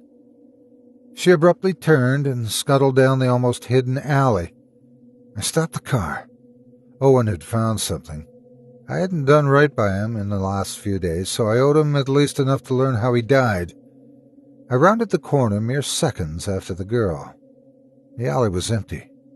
Rough cement walls stretched to the sky, blocking out the tired light of the evening sun. She had vanished in the scant seconds it had taken me to get to the mouth of the tiny, nameless alley. My pulse quickened as I made my way down the tight corridor. My walk turned into a trot, and the trot into a sprint. By the time I had reached the end of the street, my chest was heaving, constricted by bands of hot iron. My breath steamed in the cold evening air. She wasn't there. There weren't any alcoves or windows or turnoffs anywhere down the alley. I hit the end of the lane and peered down the adjacent street. No trace of the girl, and no alleyways she could have turned down. No doors or windows she could have climbed through. Nothing except the empty street, with a familiar car parked by the side of the road. My car. I had walked 100 yards through a straight alley and wound up back where I started. I felt the world spin around me. I had put my hand on the wall to steady myself. What had Owen found? What was he searching for before he died? How was it possible for a straight alley to start and end at the same place? Large gouts of mist shot from my mouth as my chest heaved. There was something unnatural about this place, something wrong in the air. I felt strange grooves under my hand as I pushed on the wall to straighten up. Someone or something had carved a series of strange symbols on the wall. Now I know where Owen had gotten those scribbled hieroglyphics from. He'd seen them too. He must have been trying to decipher it like some code. Typical for him. I cast a final look straight down the strange empty alley. The girl was still nowhere to be seen. I left the strangeness of the alley behind me as I made my way back to my car. My breath misted on the cold window as I cast one final look toward that crack between buildings, that nameless space. The nameless space with the same girl staring out at me. The temperature was close to freezing outside, but I finally realized what had unnerved me about that silent tableau. All that time I was staring at her. I hadn't seen her breath mist up on the crisp evening air. What I saw that day filled up my waking moments like a creeping itch. I would find my eyes magnetically drawn to the hard plastic shell of my glove compartment on the slow commute to work. Owen's mysterious map and GPS skidded around within their prison like caged rats when I took turns, just a little too hard, reminding me of their presence. Owen had stumbled onto something strange, and it had consumed him. I'd gone to the funeral with the expressed intention of handing over the map and the GPS to Owen's family. The empty rows in the church showed just how far he'd taken his search. No colleagues, barely any friends, the odd family member. He'd lost his job months ago, cut off almost all contact with the outside world.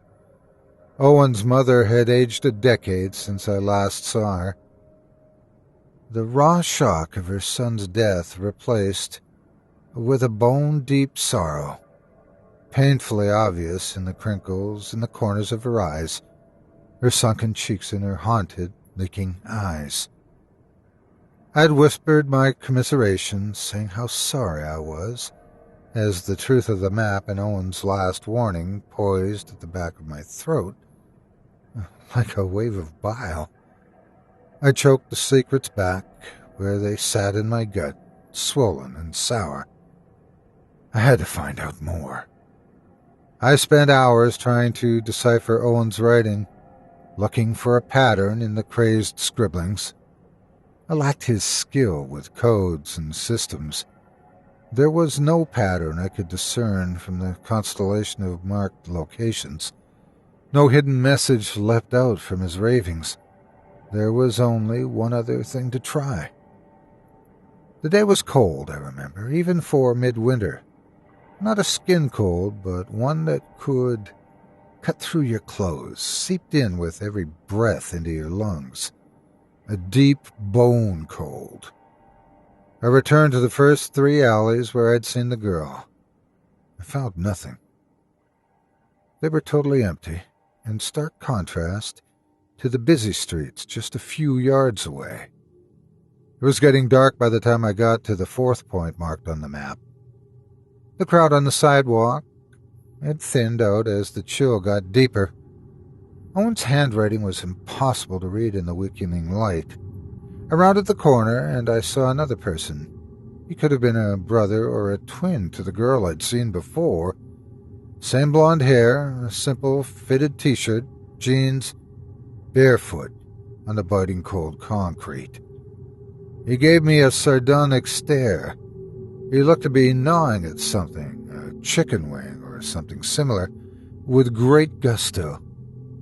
He stretched his mouth open to suck the last ounce of flavor off the little morsel, before drawing the bleached bone from his mouth and flinging it into the distance.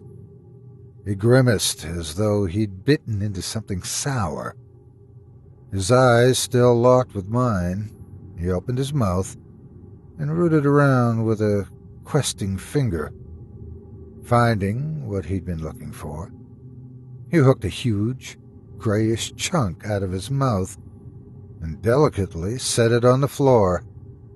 He turned abruptly, took 3 deliberate steps to his right, and vanished around a turn.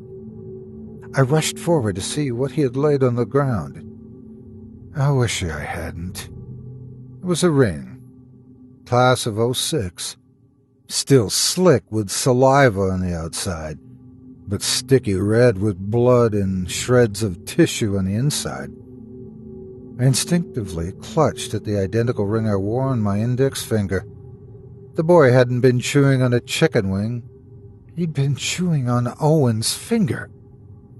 The smell of blood hit my nose, sharp and rich through the evening chill. My last meal rushed out of me in a flood and sat hot and steaming on the cold ground. I turned to face the small nook the boy had walked into. Nothing. Like the girl, he'd vanished. All that lay before me was a featureless dead end. No, not featureless. Something that nobody else could have seen. Nobody but Owen and me. There, in the delicate spiderweb of cracks on the concrete, drawn out in a thin black filigree on the wall, was another of the symbols for Owen's map. When does a search become an obsession? And when does that obsession burst into mania? Owen's degeneration was clear as day to me, but my own descent was far more subtle. The terrible damage of the accident had visited one final indignity on Owen and his kin. They had to pay their respects to the polished wooden veneer of a closed casket. Had it really been my dear friend in that box? There must have been a few hundred of those rings pressed out. It could have belonged to anyone in my graduating year. Yet, I knew, deep inside of me, that it had to be Owen's ring I picked up off the cold cement, wet with spit and blood. My search began in earnest then. To seek out what he had found, hoping beyond reason that I would find my old friend somewhere along that path. It started innocently enough. I'd spend a free evening after work wandering the streets, following Owen's map, each location like another morsel on a trail of breadcrumbs. It was maddening. I again got the sense of a deeper pattern behind the randomness and cursed myself for being unable to see it. Each site I visited seemed to hold a piece of the puzzle. I grew adept at finding the hidden symbols in the cracks in the city. I found a set of 3 hidden within spray-painted tags on a wall. One more in the carefully arranged guts of a dead rat, its bowels burst and strewn about. Another, woven into the silken threads of a spider web, stretched between gray concrete and a rusty dumpster. Those hidden lanes and alleys were always deserted. It could have been lunch hour or rush hour, the streets thronged with people, and they would still be empty. I'd walk down those plain, blank concrete canyons hour after hour, always feeling watched, never feeling alone. I never saw another living soul in those lanes and alleys during my search, but the hairs on the back of my neck would always rise once I stepped into one. There was a sense of something deeply wrong, something wholly unnaturally about those empty spaces. The sudden silence would envelop me like a cocoon, the rush of voices and vehicles coming from a world away, faint like the tinny broadcast of a distant radio station. The isolation was palpable, and with the isolation came a crawling fear, a watery feeling in my guts and my legs that something or somebody was observing me, leading me on in my search. Then I started seeing them again. The glances were always fleeting, titillating. A glimpse of a person turning into one of those cracks in the city, seconds before I rounded the corner, only to find myself alone in an empty alley. Or a set of footprints leading from a puddle, imprints of bare feet, like those of the boy and the girl, vanishing into the distance as the cold, dry air drank the moisture off the trail. A recently toppled trash can still rolling on the floor without any breeze to push it. I'm sure I saw the blonde girl once again. Then another girl with her dirty brown hair cut short. The boy I saw several times, always at a distance, always fleeing from me. I'm sure there were more. My search intensified. I took time off work to visit the cracks repeatedly. The symbols practically leapt out at me from the walls and floors, screaming to be read and deciphered. My encounter with the first crack never repeated itself, but it was hardly the last oddity I experienced in the cracks. Once near midnight, I found a crack that stretched for a full city block on the map, yet I could only count 76 paces from entrance to exit. Against all rationality, it measured 76 yards within the crack, but 100 yards on all parallel routes. On yet another day, I went into one of the cracks, scanning the walls for more of those symbols when I emerged, blinking at the sudden brightness 3 blocks down from where I'd entered. How could a straight path have deposited me anywhere but directly opposite where I'd gone in? By this point, my search started taking its toll. I'd gone beyond the point of worrying my friends. My phone, once a source of tweets, Facebook updates, and text messages, slowly went silent. My boss had called me in and told me he was letting me go. My job would still be waiting for me if I applied again. He put his hand on my shoulder and looked me in the eye. "I like you," he said. "You've been a great worker, smart and fast. I don't know what you've been going through for the past couple of weeks, but you're not contributing anymore, and I can't afford to keep you on in the state you're in now." I mumbled something vague about things being bad at home. I was too wrapped up in my obsession to care by that point. I'd gone beyond visiting and revisiting the same sites marked on Owen's map. The week before, I'd found a crack that wasn't on the map, something new. Owen hadn't found them all. I could almost sense the shape of things, some pattern in the layout of the cracks, some waiting breakthrough in the symbols. And that's when I found him. I had a lot more time without a job. My search expanded. I found 2 more cracks, greedily documenting their locations and taking pictures of all the symbols I could find. And then I found a 4th. The sun was high overhead, but the light provided no warmth. Like a morgue, I remember thinking, all bright and cold. I rounded a corner on a busy street, downtown. My breath caught in my throat. I felt the familiar tingle. I'd found another one. My heart leapt, but there was something else here. A few yards in, hunched over, was a man. A denizen of the streets from the looks of it. His tattered jacket wrapped tightly around his slight frame to keep out the biting cold. A hand poked out from his jacket, holding the zipperless front together, but I just saw 2 fingers clutching the dirty material. Some terrible damage had been wrought on his hand. A bandage, gummy with dried blood and pus, covered most of it. I rushed forward to speak to him, the first other real person I'd seen in my search. He perked up at the sound of my footsteps. His rheumy eyes widened when he saw me. The man raised a sheet of cardboard, crudely torn from some carton or box. I expected to see something routine, a plea for spare change, or something about being willing to work, maybe even something witty. Instead, scribbled in large, blocky letters, were 4 words. Run. They hunt you. The rough strokes of the letters were too broad to have come from a Sharpie or a pen. The ink was a rusty smear of brown, too spread out to have come from a normal writing instrument. Blood. The man had written the warning in blood. Who? I formed the question with my lips, even as the answer rang in my mind, clear as a bell. Owen's voice. The kings and queens of the city. In that moment, my eyes locked with the clear blue eyes of the wreck of a man in front of me, and the dawning realization finally hit me. Owen. Sweet God in heaven, I was looking at Owen. He'd known it was me all along, of course, but he hadn't expected the look of recognition on my face.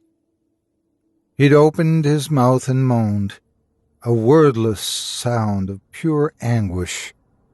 His mouth, wide enough for me to see the black stump flapping around inside, like a dying fish.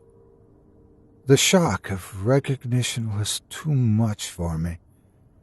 My knees buckled as I backpedaled, distancing myself from the ruinous vision before me. I toppled over, the resulting impact driving the air from my lungs. The world flashed white as my head met the ground with a crack. I got to my knees, wincing in pain. I raised my head, and the pain felt like a tent spike between my ears. Owen stood a few feet from me, but he wasn't alone. The blonde girl stood next to him, dwarfed by his gangly frame. She held his hand delicately, like a nurse leading the elderly and infirmed. Owen's entire demeanor had changed. Moments before, he had worn an expression of shock and anguish. All that had melted away, and there was nothing but naked fear in his eyes. He shook gently as the girl raised his ruined hand to her lips, planting a kiss on the rotted bandage over his missing fingers. No, not a kiss. I saw her lips work up and down as she sucked hungrily. When she looked up, a smear of brown covered the perfect pink bow of her lips. We're coming for you next.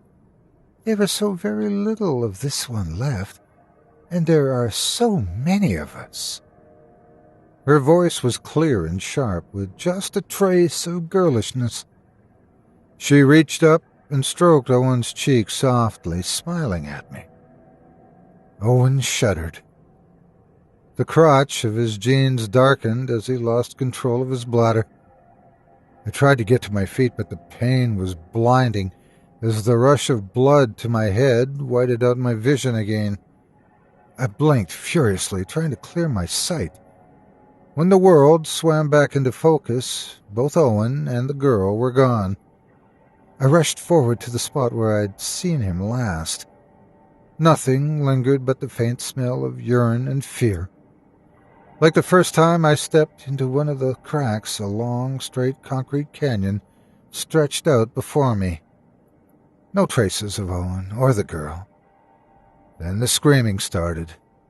The same sound that Owen had made earlier, a sound of pure pain and anguish torn straight from his soul. It seemed to come from everywhere and nowhere. I spun around like a madman, hoping to catch one last glimpse of my friend. He wasn't there. I put my hand against the wall to steady myself. I snapped my hand back. The wall was vibrating, humming. The screams were coming from the walls. I ran. The streets had emptied out for the evening. I'd lost track of where I was, how far I'd run. I felt like a man coming up for air, surfacing from the depths of a waking dream. A stranger looked back at me from the glass facades of the shop as I walked past. An eternity ago I was young, full of life, successful. Owen was the vagabond, the kook, the madman. Now we were the same, he and I. Disheveled, unshaven, with one difference. I was afraid now.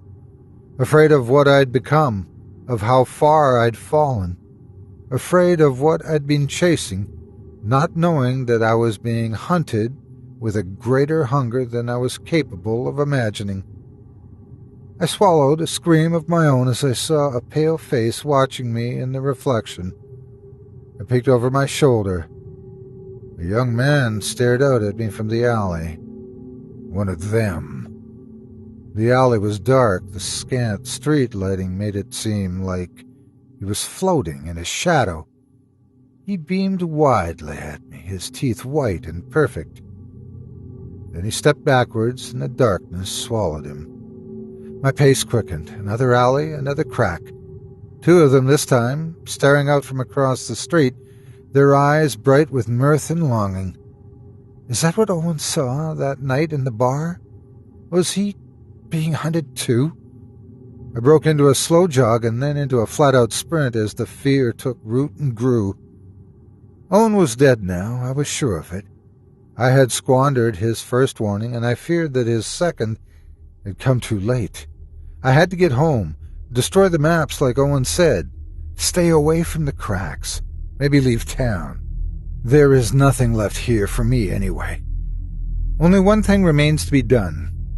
I burnt the map, deleted all my photos, thrown out the GPS unit, anything that hints at where the cracks are.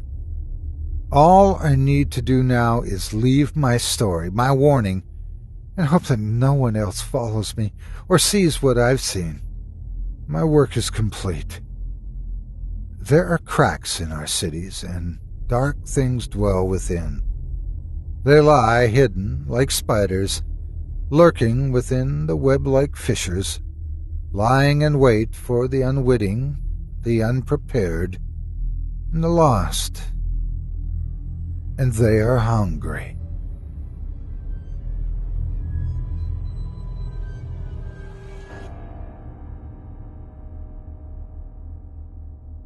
Ghost stories?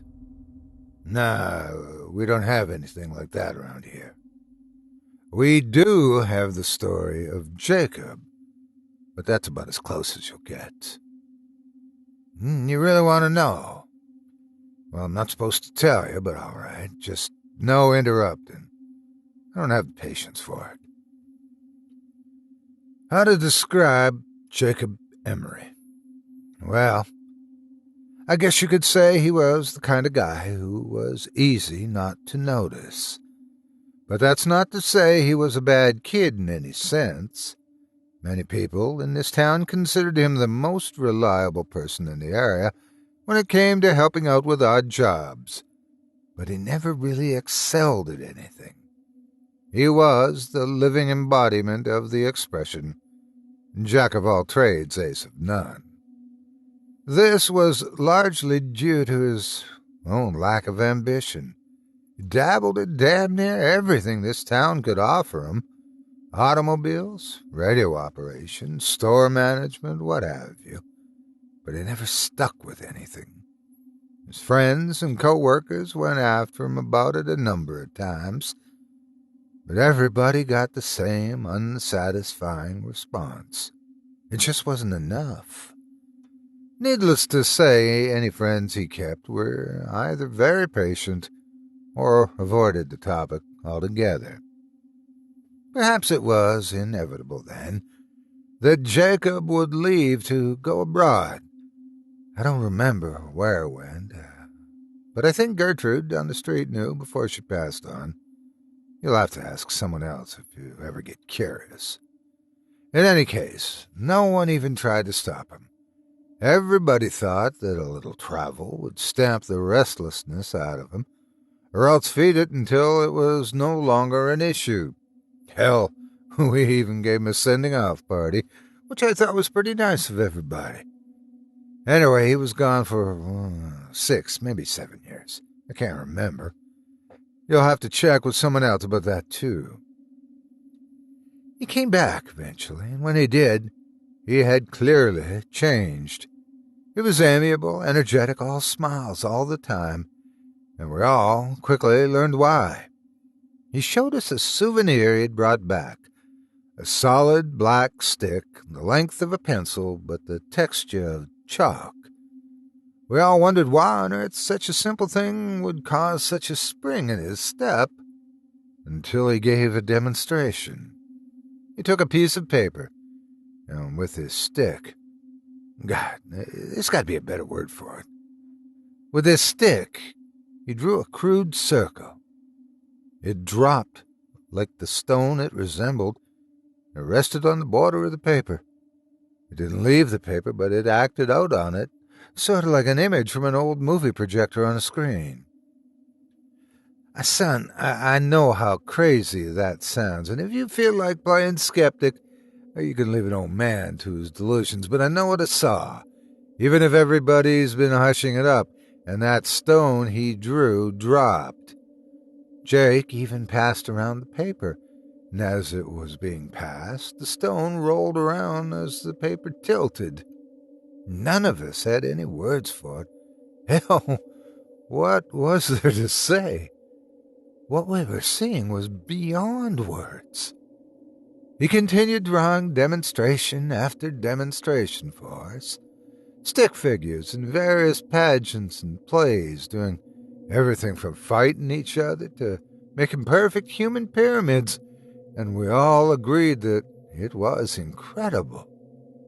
That was all the incentive he needed. He announced that he planned to put on shows for pay, for rent and food, and that in these shows he would draw anything the crowd members wanted.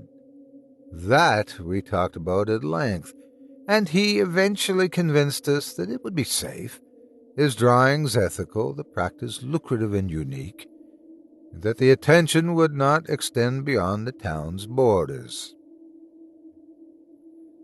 Poor Jacob. If I'd not been so swept up in the moment, I might have read the signs right then and there and saved the sorry son of a bitch by snapping the terrible thing in half. But I was younger, we all were. We saw no problem with encouraging him to share this incredible thing with everyone else. Now, he didn't have any big radio or television connections, mind you, and this all took place a decade before the creation of the internet. So he did what all people on a shoestring budget do. He advertised his show with flyers. Flyers might not mean anything to you city folk, but in a small town they tend to garner more attention. What's more, Jacobs managed to stand out by having little figures jump up and down and whatnot to get people's attention. His first show must have attracted at least 60 people. Probably even more than that. His shows were fantastic. Someone would shout out a scene from a play or a comedy sketch, and Jake's hands would fly over a white wall like a bird, He'd been holding back when he made that stone, that's for damn sure. His illustrations were all spot on, and he could draw an incredible human figure in minutes. Come to think of it, I don't remember any of his drawings taking more than 10 minutes to make. They were all vivid, detailed scenes, too. Not only could you see a knight charge a castle, but Jake would draw the castle's interior as well, like a wedding cake split down the middle. You could see the knight scale the walls, fight his way through levels to the dungeon, fight back with the princess, leap off the castle parapets onto his getaway horse, all in complete silence. The scenes weren't realistic, but that was part of the appeal. None of us went in there expecting something real. And when a scene or a sketch was finished, he'd cover the wall with white paint.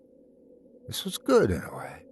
He gave these shows a time limit, so that when he'd finished with all of the 4 walls in the room, everyone knew the show was over until the paint dried. Jake, meanwhile, was changing in a bad way. You may recall that I mentioned that upon his return, he'd been extremely energetic.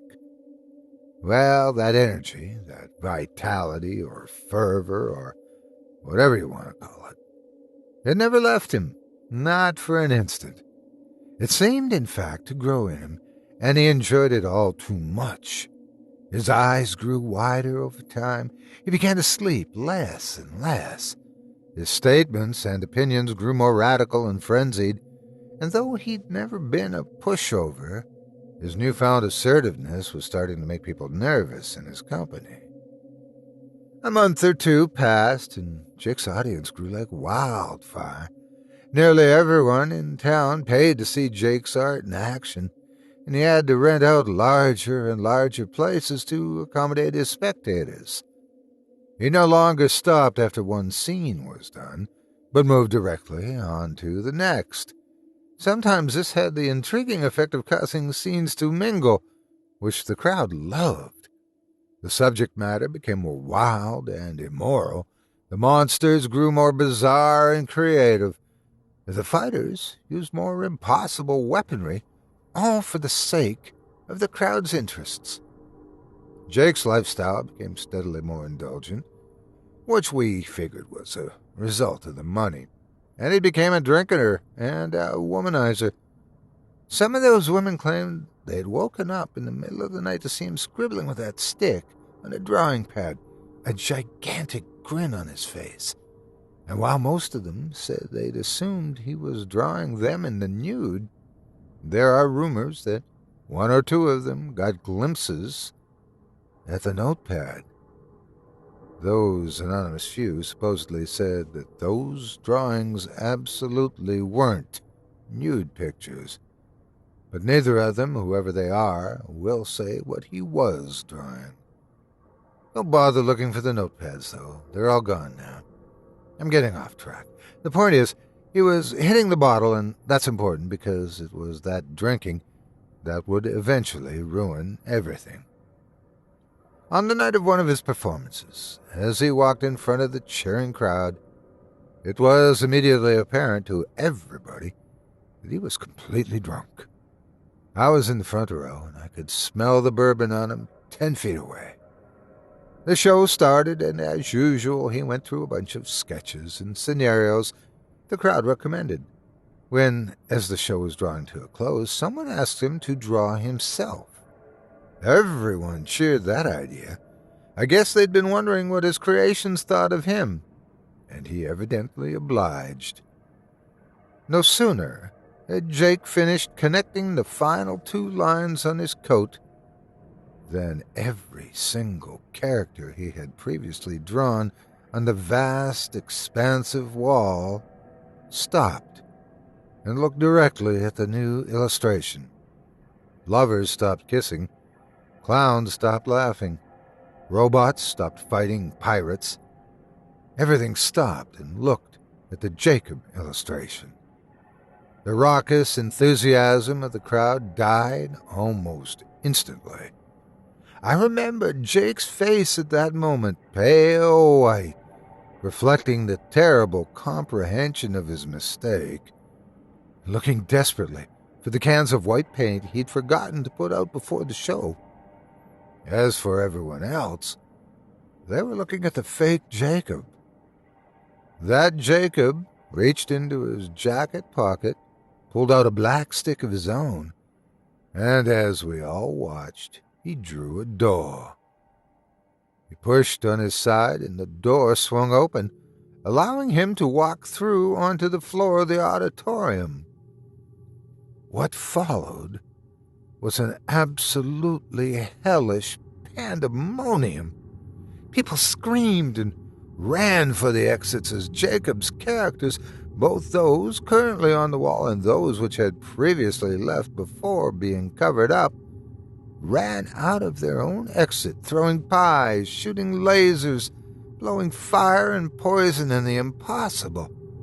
I was near enough the exit to escape and gave only one backwards glance, and the scene will haunt me forever.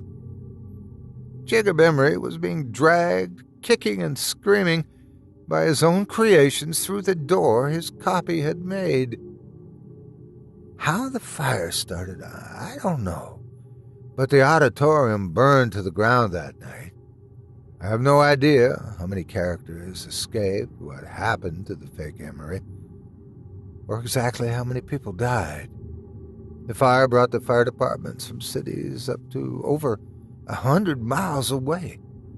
In the days that followed, the police and shadowy government officials descended on the town and hushed everything up. They took the flyers and any art Jacob made and swore everyone to secrecy under threat of arrest and imprisonment. The fire was formally attributed to a cigarette in the garbage can during a basketball game, and we all eventually went on with our lives. All traces of Jacob were erased, as though he had never existed. In retrospect, so much is clear to me. Jacob hadn't been creating illustrations. Illustrations don't move, much less act or attack. They're just images people see. A collection of lines and light and shadows made to look like real things. Jacob had been making life, actually thinking things into existence in some alternate dimension, using a power that was never meant to fall to mortal hands. He became drunk on his power. His punishment was probably well-deserved. Incidentally, the government screwed up on 2 different accounts. They did a damn good job silencing everyone, but proof remains. The auditorium ruins are still there, you know. I hear they're going to start reconstruction soon, which will wipe out any remaining irrefutable evidence, but I went back there once, just once, several years after the fire. Amidst the rubble, covered in ash, I saw something squirming. I looked closer. It was Jacob Emory's hand on the wall. It looked exactly as it had 3 years ago, sweaty but calloused, I remember. But it was constantly flailing, as if it were still attached to a body writhing in flames. How the government officials, in their painstaking thoroughness to wipe out all trace of Jacob, could have missed that, I will never understand. That was mistake number 1. Number 2 was those creations. I don't know how many escaped, but I do know that there is no way the government agents found and caught them all. I will say only this. Those tall grass meadows on the outskirts of town, don't ever go into them. Ever. You were asking about those white figures you've seen at night, right? This town doesn't have ghost stories.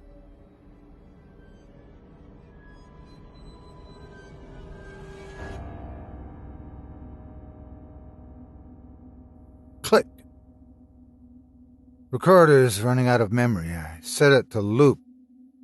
God help me, it's hard to stop talking. This is all I've got left. I'm scared to go back into the bus. I'm scared to stay out here. I'm just so scared. It's always dark now. If only the sun would come. Shh! It's, I think, in the trees. Is that the doctor? Is someone there? Dear God, the air is so heavy here. I can hear it coming now. Click, click. Department heads have signed off. This project is now eligible for my thesis. I don't think Dr. Loop was too happy about having the journalism department involved, but 6 months into the GI mess and a tour driving armored convoys in Iraq? Can't turn down that kind of experience, could you, Doc? So I'll get $12 an hour, credit as driver and field cook, and a chance to scoop the biggest story in Western archaeology since, I don't know, whatever the last one was. This one will make for a great resume. Watch out, National Geographic. Here I come. Click. Click. March 3rd, 2014.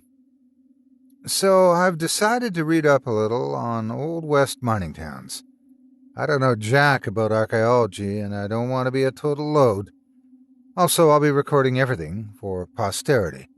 Never know what I'll need for the thesis. I'm off to an orientation meeting with the archaeological crew now. Updates to come. Click. Click. March 3rd continued. Okay, so this Dr. Loop guy is a real hard-ass. Says I can't video or photograph anything while I'm there. Didn't say anything about digital sound recorders, though, and I certainly didn't ask. He says a find like this would be too tempting for another archaeologist to steal. He added looters as an afterthought, but I think he's more worried about his reputation.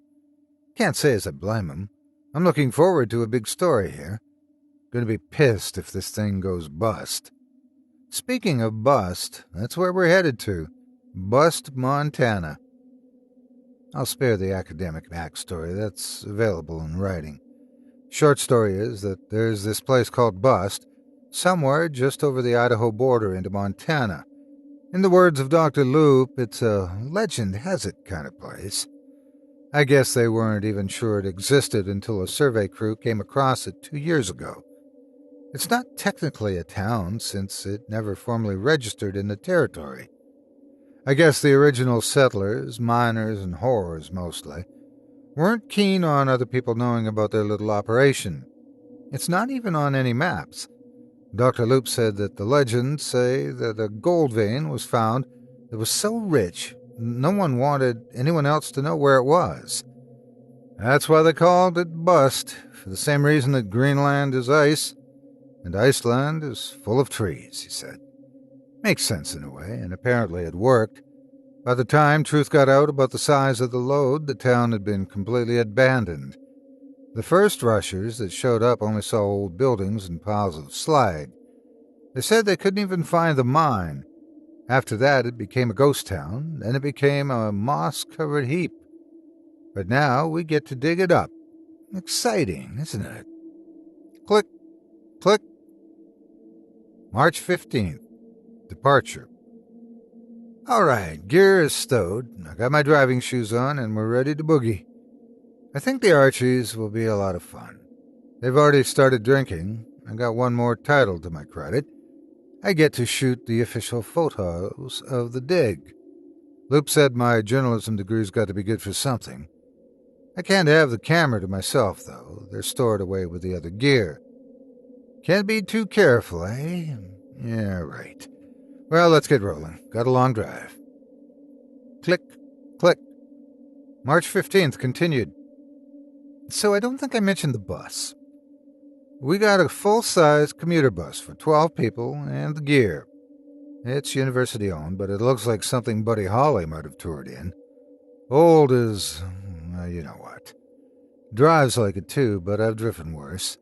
They took out the back several rows of seats and turned it into a makeshift lab. I'll be sleeping in the bus. They said it would be a good idea for security's sake. Personally, I'm just glad I won't be stuck outside. Looks like rain. Click, click. March 15th continued. Last stop, smoky little mountain town. The ride has been beautiful. Misty mountains, slow drizzle, no traffic. We're way out in the boonies here. The trees are old and dense, a real postcard if I've ever seen one. There's still patches of snow, but the green is already coming back to the valleys and hills. I certainly won't mind spending the next 6 weeks out here. Sure beats the sand and IEDs of my last camping trip. Click. Click. Okay, this place is March 15th. Continued again. Alright, this place is weird. At dinner time, the Archies wanted to grab some grub in town.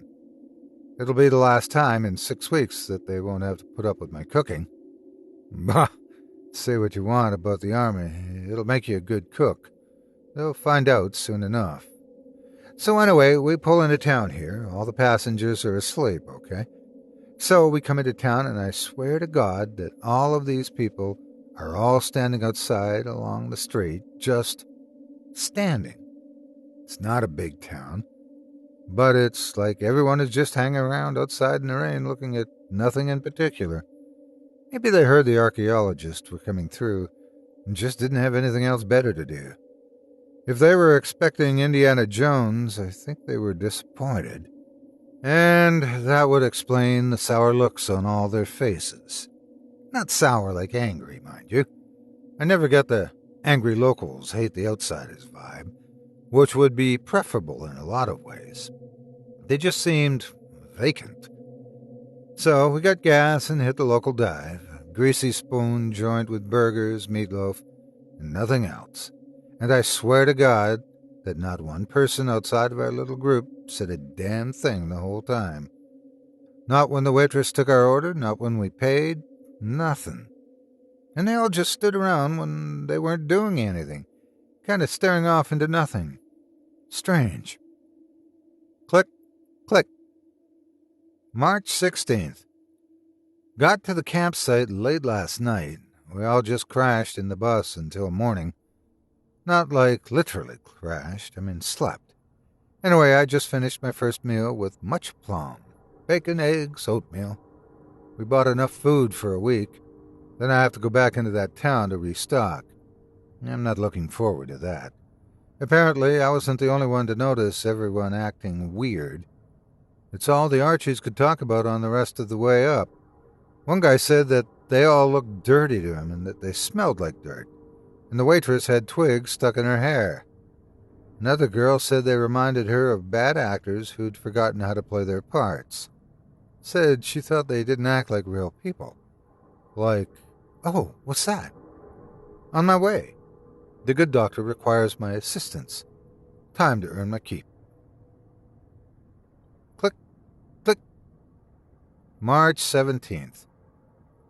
I don't think it's just the town that's a little messed up around here. Maybe it's the altitude or there's something in the water. I heard of mineral poisoning that people get from poor mining practices. Maybe the old miners of Bust were using a little too much mercury or something. Gotta be it. Or maybe someone's just screwing with us. Yesterday, when the doctor called me down, he wanted me to start taking some photos. The crew had just tied off their grid, a neon checkerboard of string tied to stakes, and were busy clearing off the surface vegetation with their trowels. The university has a sweet digital camera setup, and I kind of got lost in the work. Next thing I know, it's lunch, which means I'm on deck. So I whip up a few PB&Js and fruit salad back at the bus, and we all chow down. Now, this is where it gets strange. After lunch, we head back to the site to start digging, and we immediately notice that something is wrong. Everything looks exactly like it should, except that the string grid on the ground is all messed up. I swear that just a half hour earlier, we were working in a meticulously laid out 1 meter by 1 meter pattern, but suddenly we all noticed that the measurements were all wrong. The first square off the starting point, the datum, was fine, but after that the second and third squares were only about half as wide as they were long. The ones after that went off on a slight angle. The further away from the datum it got, the more screwed up it was. None of it was that screwed up, but it was all off just a little. I thought that if it had been the terrain or something, that I would have noticed earlier. Naturally, all of our first thoughts were that someone had snuck in while we were off eating and pulled up the stakes. Problem was, as the doctor soon noticed, after he told everyone to back the hell off and go back to preschool to learn how to count, was that the string had been pulled tight around the pegs at all the corners when they were adjusted so that it looked like it was professionally tied off that way. A feat that he assured us would have taken far more than half an hour. Moreover, the areas where the crew had been clearing away the surface vegetation still followed perfectly along the lines of the grid, even after it was screwed up. I was shooting the whole morning, and I know that those guys were following those lines like the smartest kid in kindergarten. So what, then? How had the whole thing gotten screwed up? I don't know. I had the bright idea of checking the photos I'd been taking that morning. As soon as I clicked the review button on the camera, I nearly crapped myself. All of the photos showed the crew working diligently away at excavating skewed and off-center grid squares. Everyone there swore on their lives that they'd been in perfectly measured pits. After that, Dr. Loop took all the booze in camp and locked it in the bus's cargo compartment. He said that the crew was on thin ice and that it wasn't really funny. I agree, but he never did explain how it was that he'd gone all morning without noticing too, though I could tell that he was bothered since he was only yelling half-heartedly. Click, click. March 17th. Continued. Haven't had much to do since the crew has spent all day trying to recover from the damage caused by the screwed-up grid. I decided to go back over the pictures on the camera. I pulled them onto the laptop just for the purpose. Battery life is limited, but I'll risk it. I noticed something strange. Well, something else strange. There seems to be someone else in camp with us. I know how that sounds, and trust me, I've double-checked. But after counting up the number of people 3 times, I always come up with 1 person extra. That's 13 people. Damnedest thing, though, is that I can't decide who's extra. I go through the images and I can name every one of the people in them, all 12. But when I count up the numbers of different faces, there's 13. Since there are no pictures of everyone together, it's hard to tell which face is extra, though you'd think it would be obvious. Maybe someone just changed their clothes or put on makeup or something. Hard to tell. Can't really rationalize it, no matter how hard I try. Click, click. March 18th. Yesterday, after my last entry, I went to Dr. Loop to tell him about the people in the pictures. I didn't know how he'd take it or if he'd even listen, but when I got to the site, I found him yelling at one of the grad students. She was holding half a spool of neon string and yelling back. The problem was obvious.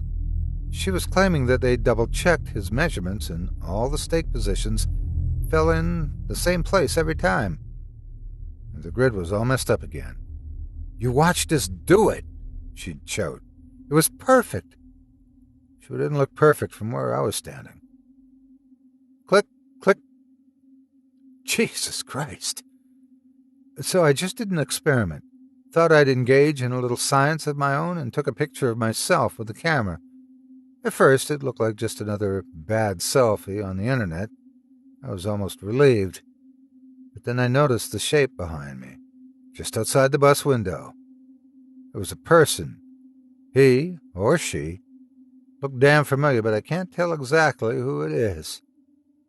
Jesus, man. Click, click. March 18th continued.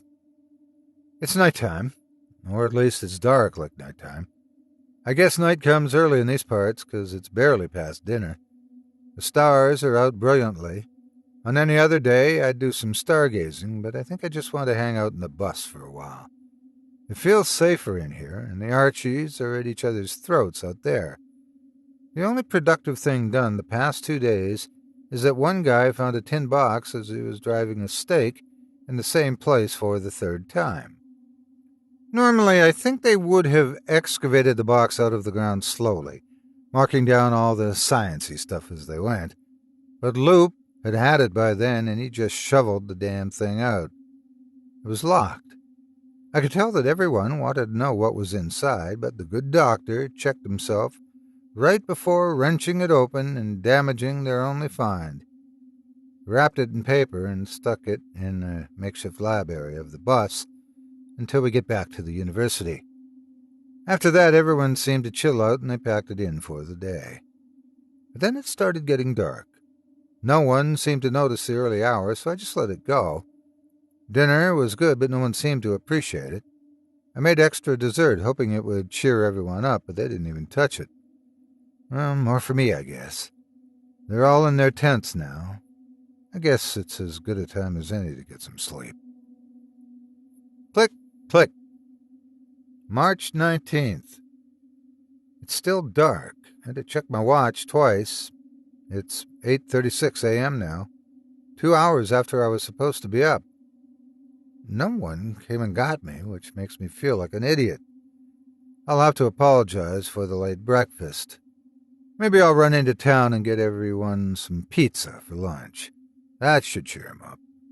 Maybe they didn't wake me because the rain got worse. Clouds could explain the darkness. Sounds quiet on the roof of the bus, but maybe it rained all night. Can't dig in the mud, can they? Well, either way, they're going to need breakfast. Click, click. They're all gone. Every tent is empty. Maybe they're at the dig already. We've got the coffee on the stove. It'll be a while, so I'm going to go check it out. Oh yeah, and it's not raining. It's still nighttime. Not a cloud in the sky, and this far from the city, the stars are spectacular. Wish I was in the mood to enjoy them. Maybe my watch is broken, but then, why are they gone? Click, click. March 19th, continued. They're all just standing there. There's one lantern in the middle of the dig, and they're all just standing around it, not moving. I can't see their faces from here. There are 13 of them. Click, click. Okay, I'm heading back to the bus. I thought to go back to town and get help, but then I remembered how everyone in the town was standing around and not saying or doing anything as well, just like the crew. Can't be a coincidence, right? So now I don't know what to do. Maybe the doctor has a satellite phone in the emergency bag in his tent. Click, click. Holy crap, they're back at camp. Shh, gotta whisper. Don't know why, but I don't want them to see me. How did they beat me back? They're all just standing in camp. There's only 12. They're all staring into the trees. Click, click. The doctor has a cup of coffee. I didn't see him get it. He's standing near the front of the bus, and there's something wrong with it. Different. It looks older, like the paint is cracked. And there's moss growing on the hood. It looks like it's been there forever. Hope it still starts. I'm getting the hell out of here. Click, click. There's something in the trees. Maybe. I don't know. Click, click. Tendrils in my mind. A warning, a final warning. No more. Patience is waning. Don't make it come to us. Click, click. What the hell? I don't remember making that last entry. I just sitting here in the driver's seat with the recorder running, just staring. I don't remember getting in the bus. That last recording, I just don't remember it. Click, click. I can see the top of a single tree in the starlight. It's not a pine. It's moving around back there. Is it? Hard to tell, it's still so dark. Click, click. The stars. I don't recognize the stars. Click, click. March 20-something. I made it to the tent. The doctor didn't have a phone, but I found a map of the site in his stuff. It's one he drew a couple of days ago after the grid fiasco. It shows the messed up grid, and I noticed something. All of the distortions make a pattern that slowly kind of funnels down to a single point. It's not where the box was. It's kind of off to the east, just outside the grid area. I don't know what that means. I'm back in the bus now. There's crap growing up through the floorboards, dust everywhere, like it's abandoned for years. But nothing else is touched. All the gear is shining like new under the layers of dirt. It's almost like the outside is just coming on in, making itself right at home. It's real quiet out there. I can't find the crew. Click, click. The bus doesn't start. Can't even get the keys in the ignition, it's too rusted. I'm going back to the dig. Maybe they're there. Maybe I can wake one of them up or something. Click, click. They're all standing around a spot just to the east of the grid. They're staring down at the ground. No, a hole in the ground. They've got their arms full of something. It's shining in the light. Gold. This must be where the original settlers made their claim. I just noticed that the grid has overgrown again. The bright neon strings are faded out and sagging, weeds everywhere. How'd they fade without sun? How long have I been out there? Seems like forever. Screw the gold, I'm going back to the bus. Maybe I can get it started. Or maybe there's something in that box. Click, click. There's only a photo. It's an old tintype or chromoprint or whatever they call those old-timey pictures. It's a group of old miners standing around an exposed chunk of ground that would probably shine gold if there was color. Written across the top are the words, only 12. There are clearly 13 people. Wait. There's something written on the lid of the box. It says, "Doesn't like them digging in it. We shouldn't be here. We are warned." What the heck? Well, whatever it is, it should know that I didn't do the digging. Do you hear that? I didn't dig a damn thing. Click, click. It's in the bus, but it'll be coming out soon. I saw it just before it came in. Through the dusty windows, I saw it. It was just sticks, maybe a tree, moving along. I bailed out the back and crawled under the bus just as it came through the door. I don't think the tree thing was all of it. I think it was just part of it. I think everything is a part of it. I'm lying on it right now. The tree is just doing what it says. The tree thing moves like a two-legged spider. Its branches twist around like a dog's head, like it has eyes somewhere in that tangled thicket.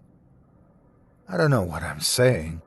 I feel like I've been awake forever. I don't feel alone. I feel like there's something else here with me. I can't see anyone. Wish I had a camera. It's getting closer. Click, click. The stick creature's gone, I think. Hard to tell since it looks like trees. I can feel it waiting. I think it can feel me, too. Yes, it knows exactly where I am. There are tendrils, something reaching into my head. It wants me to say something, a warning, to stay out of its world, to not disturb it. The people in town couldn't warn us. They're already a part of it. It's old, so old. And it's tired of us. Getting fed up with us. It will come in its own time. Soon. That's it. I don't know what it means, but I've said it. Maybe it'll leave me alone now. I'll put this in the box. Hope it helps. The little indicator light says that my voice recorder is running out of memory. Click.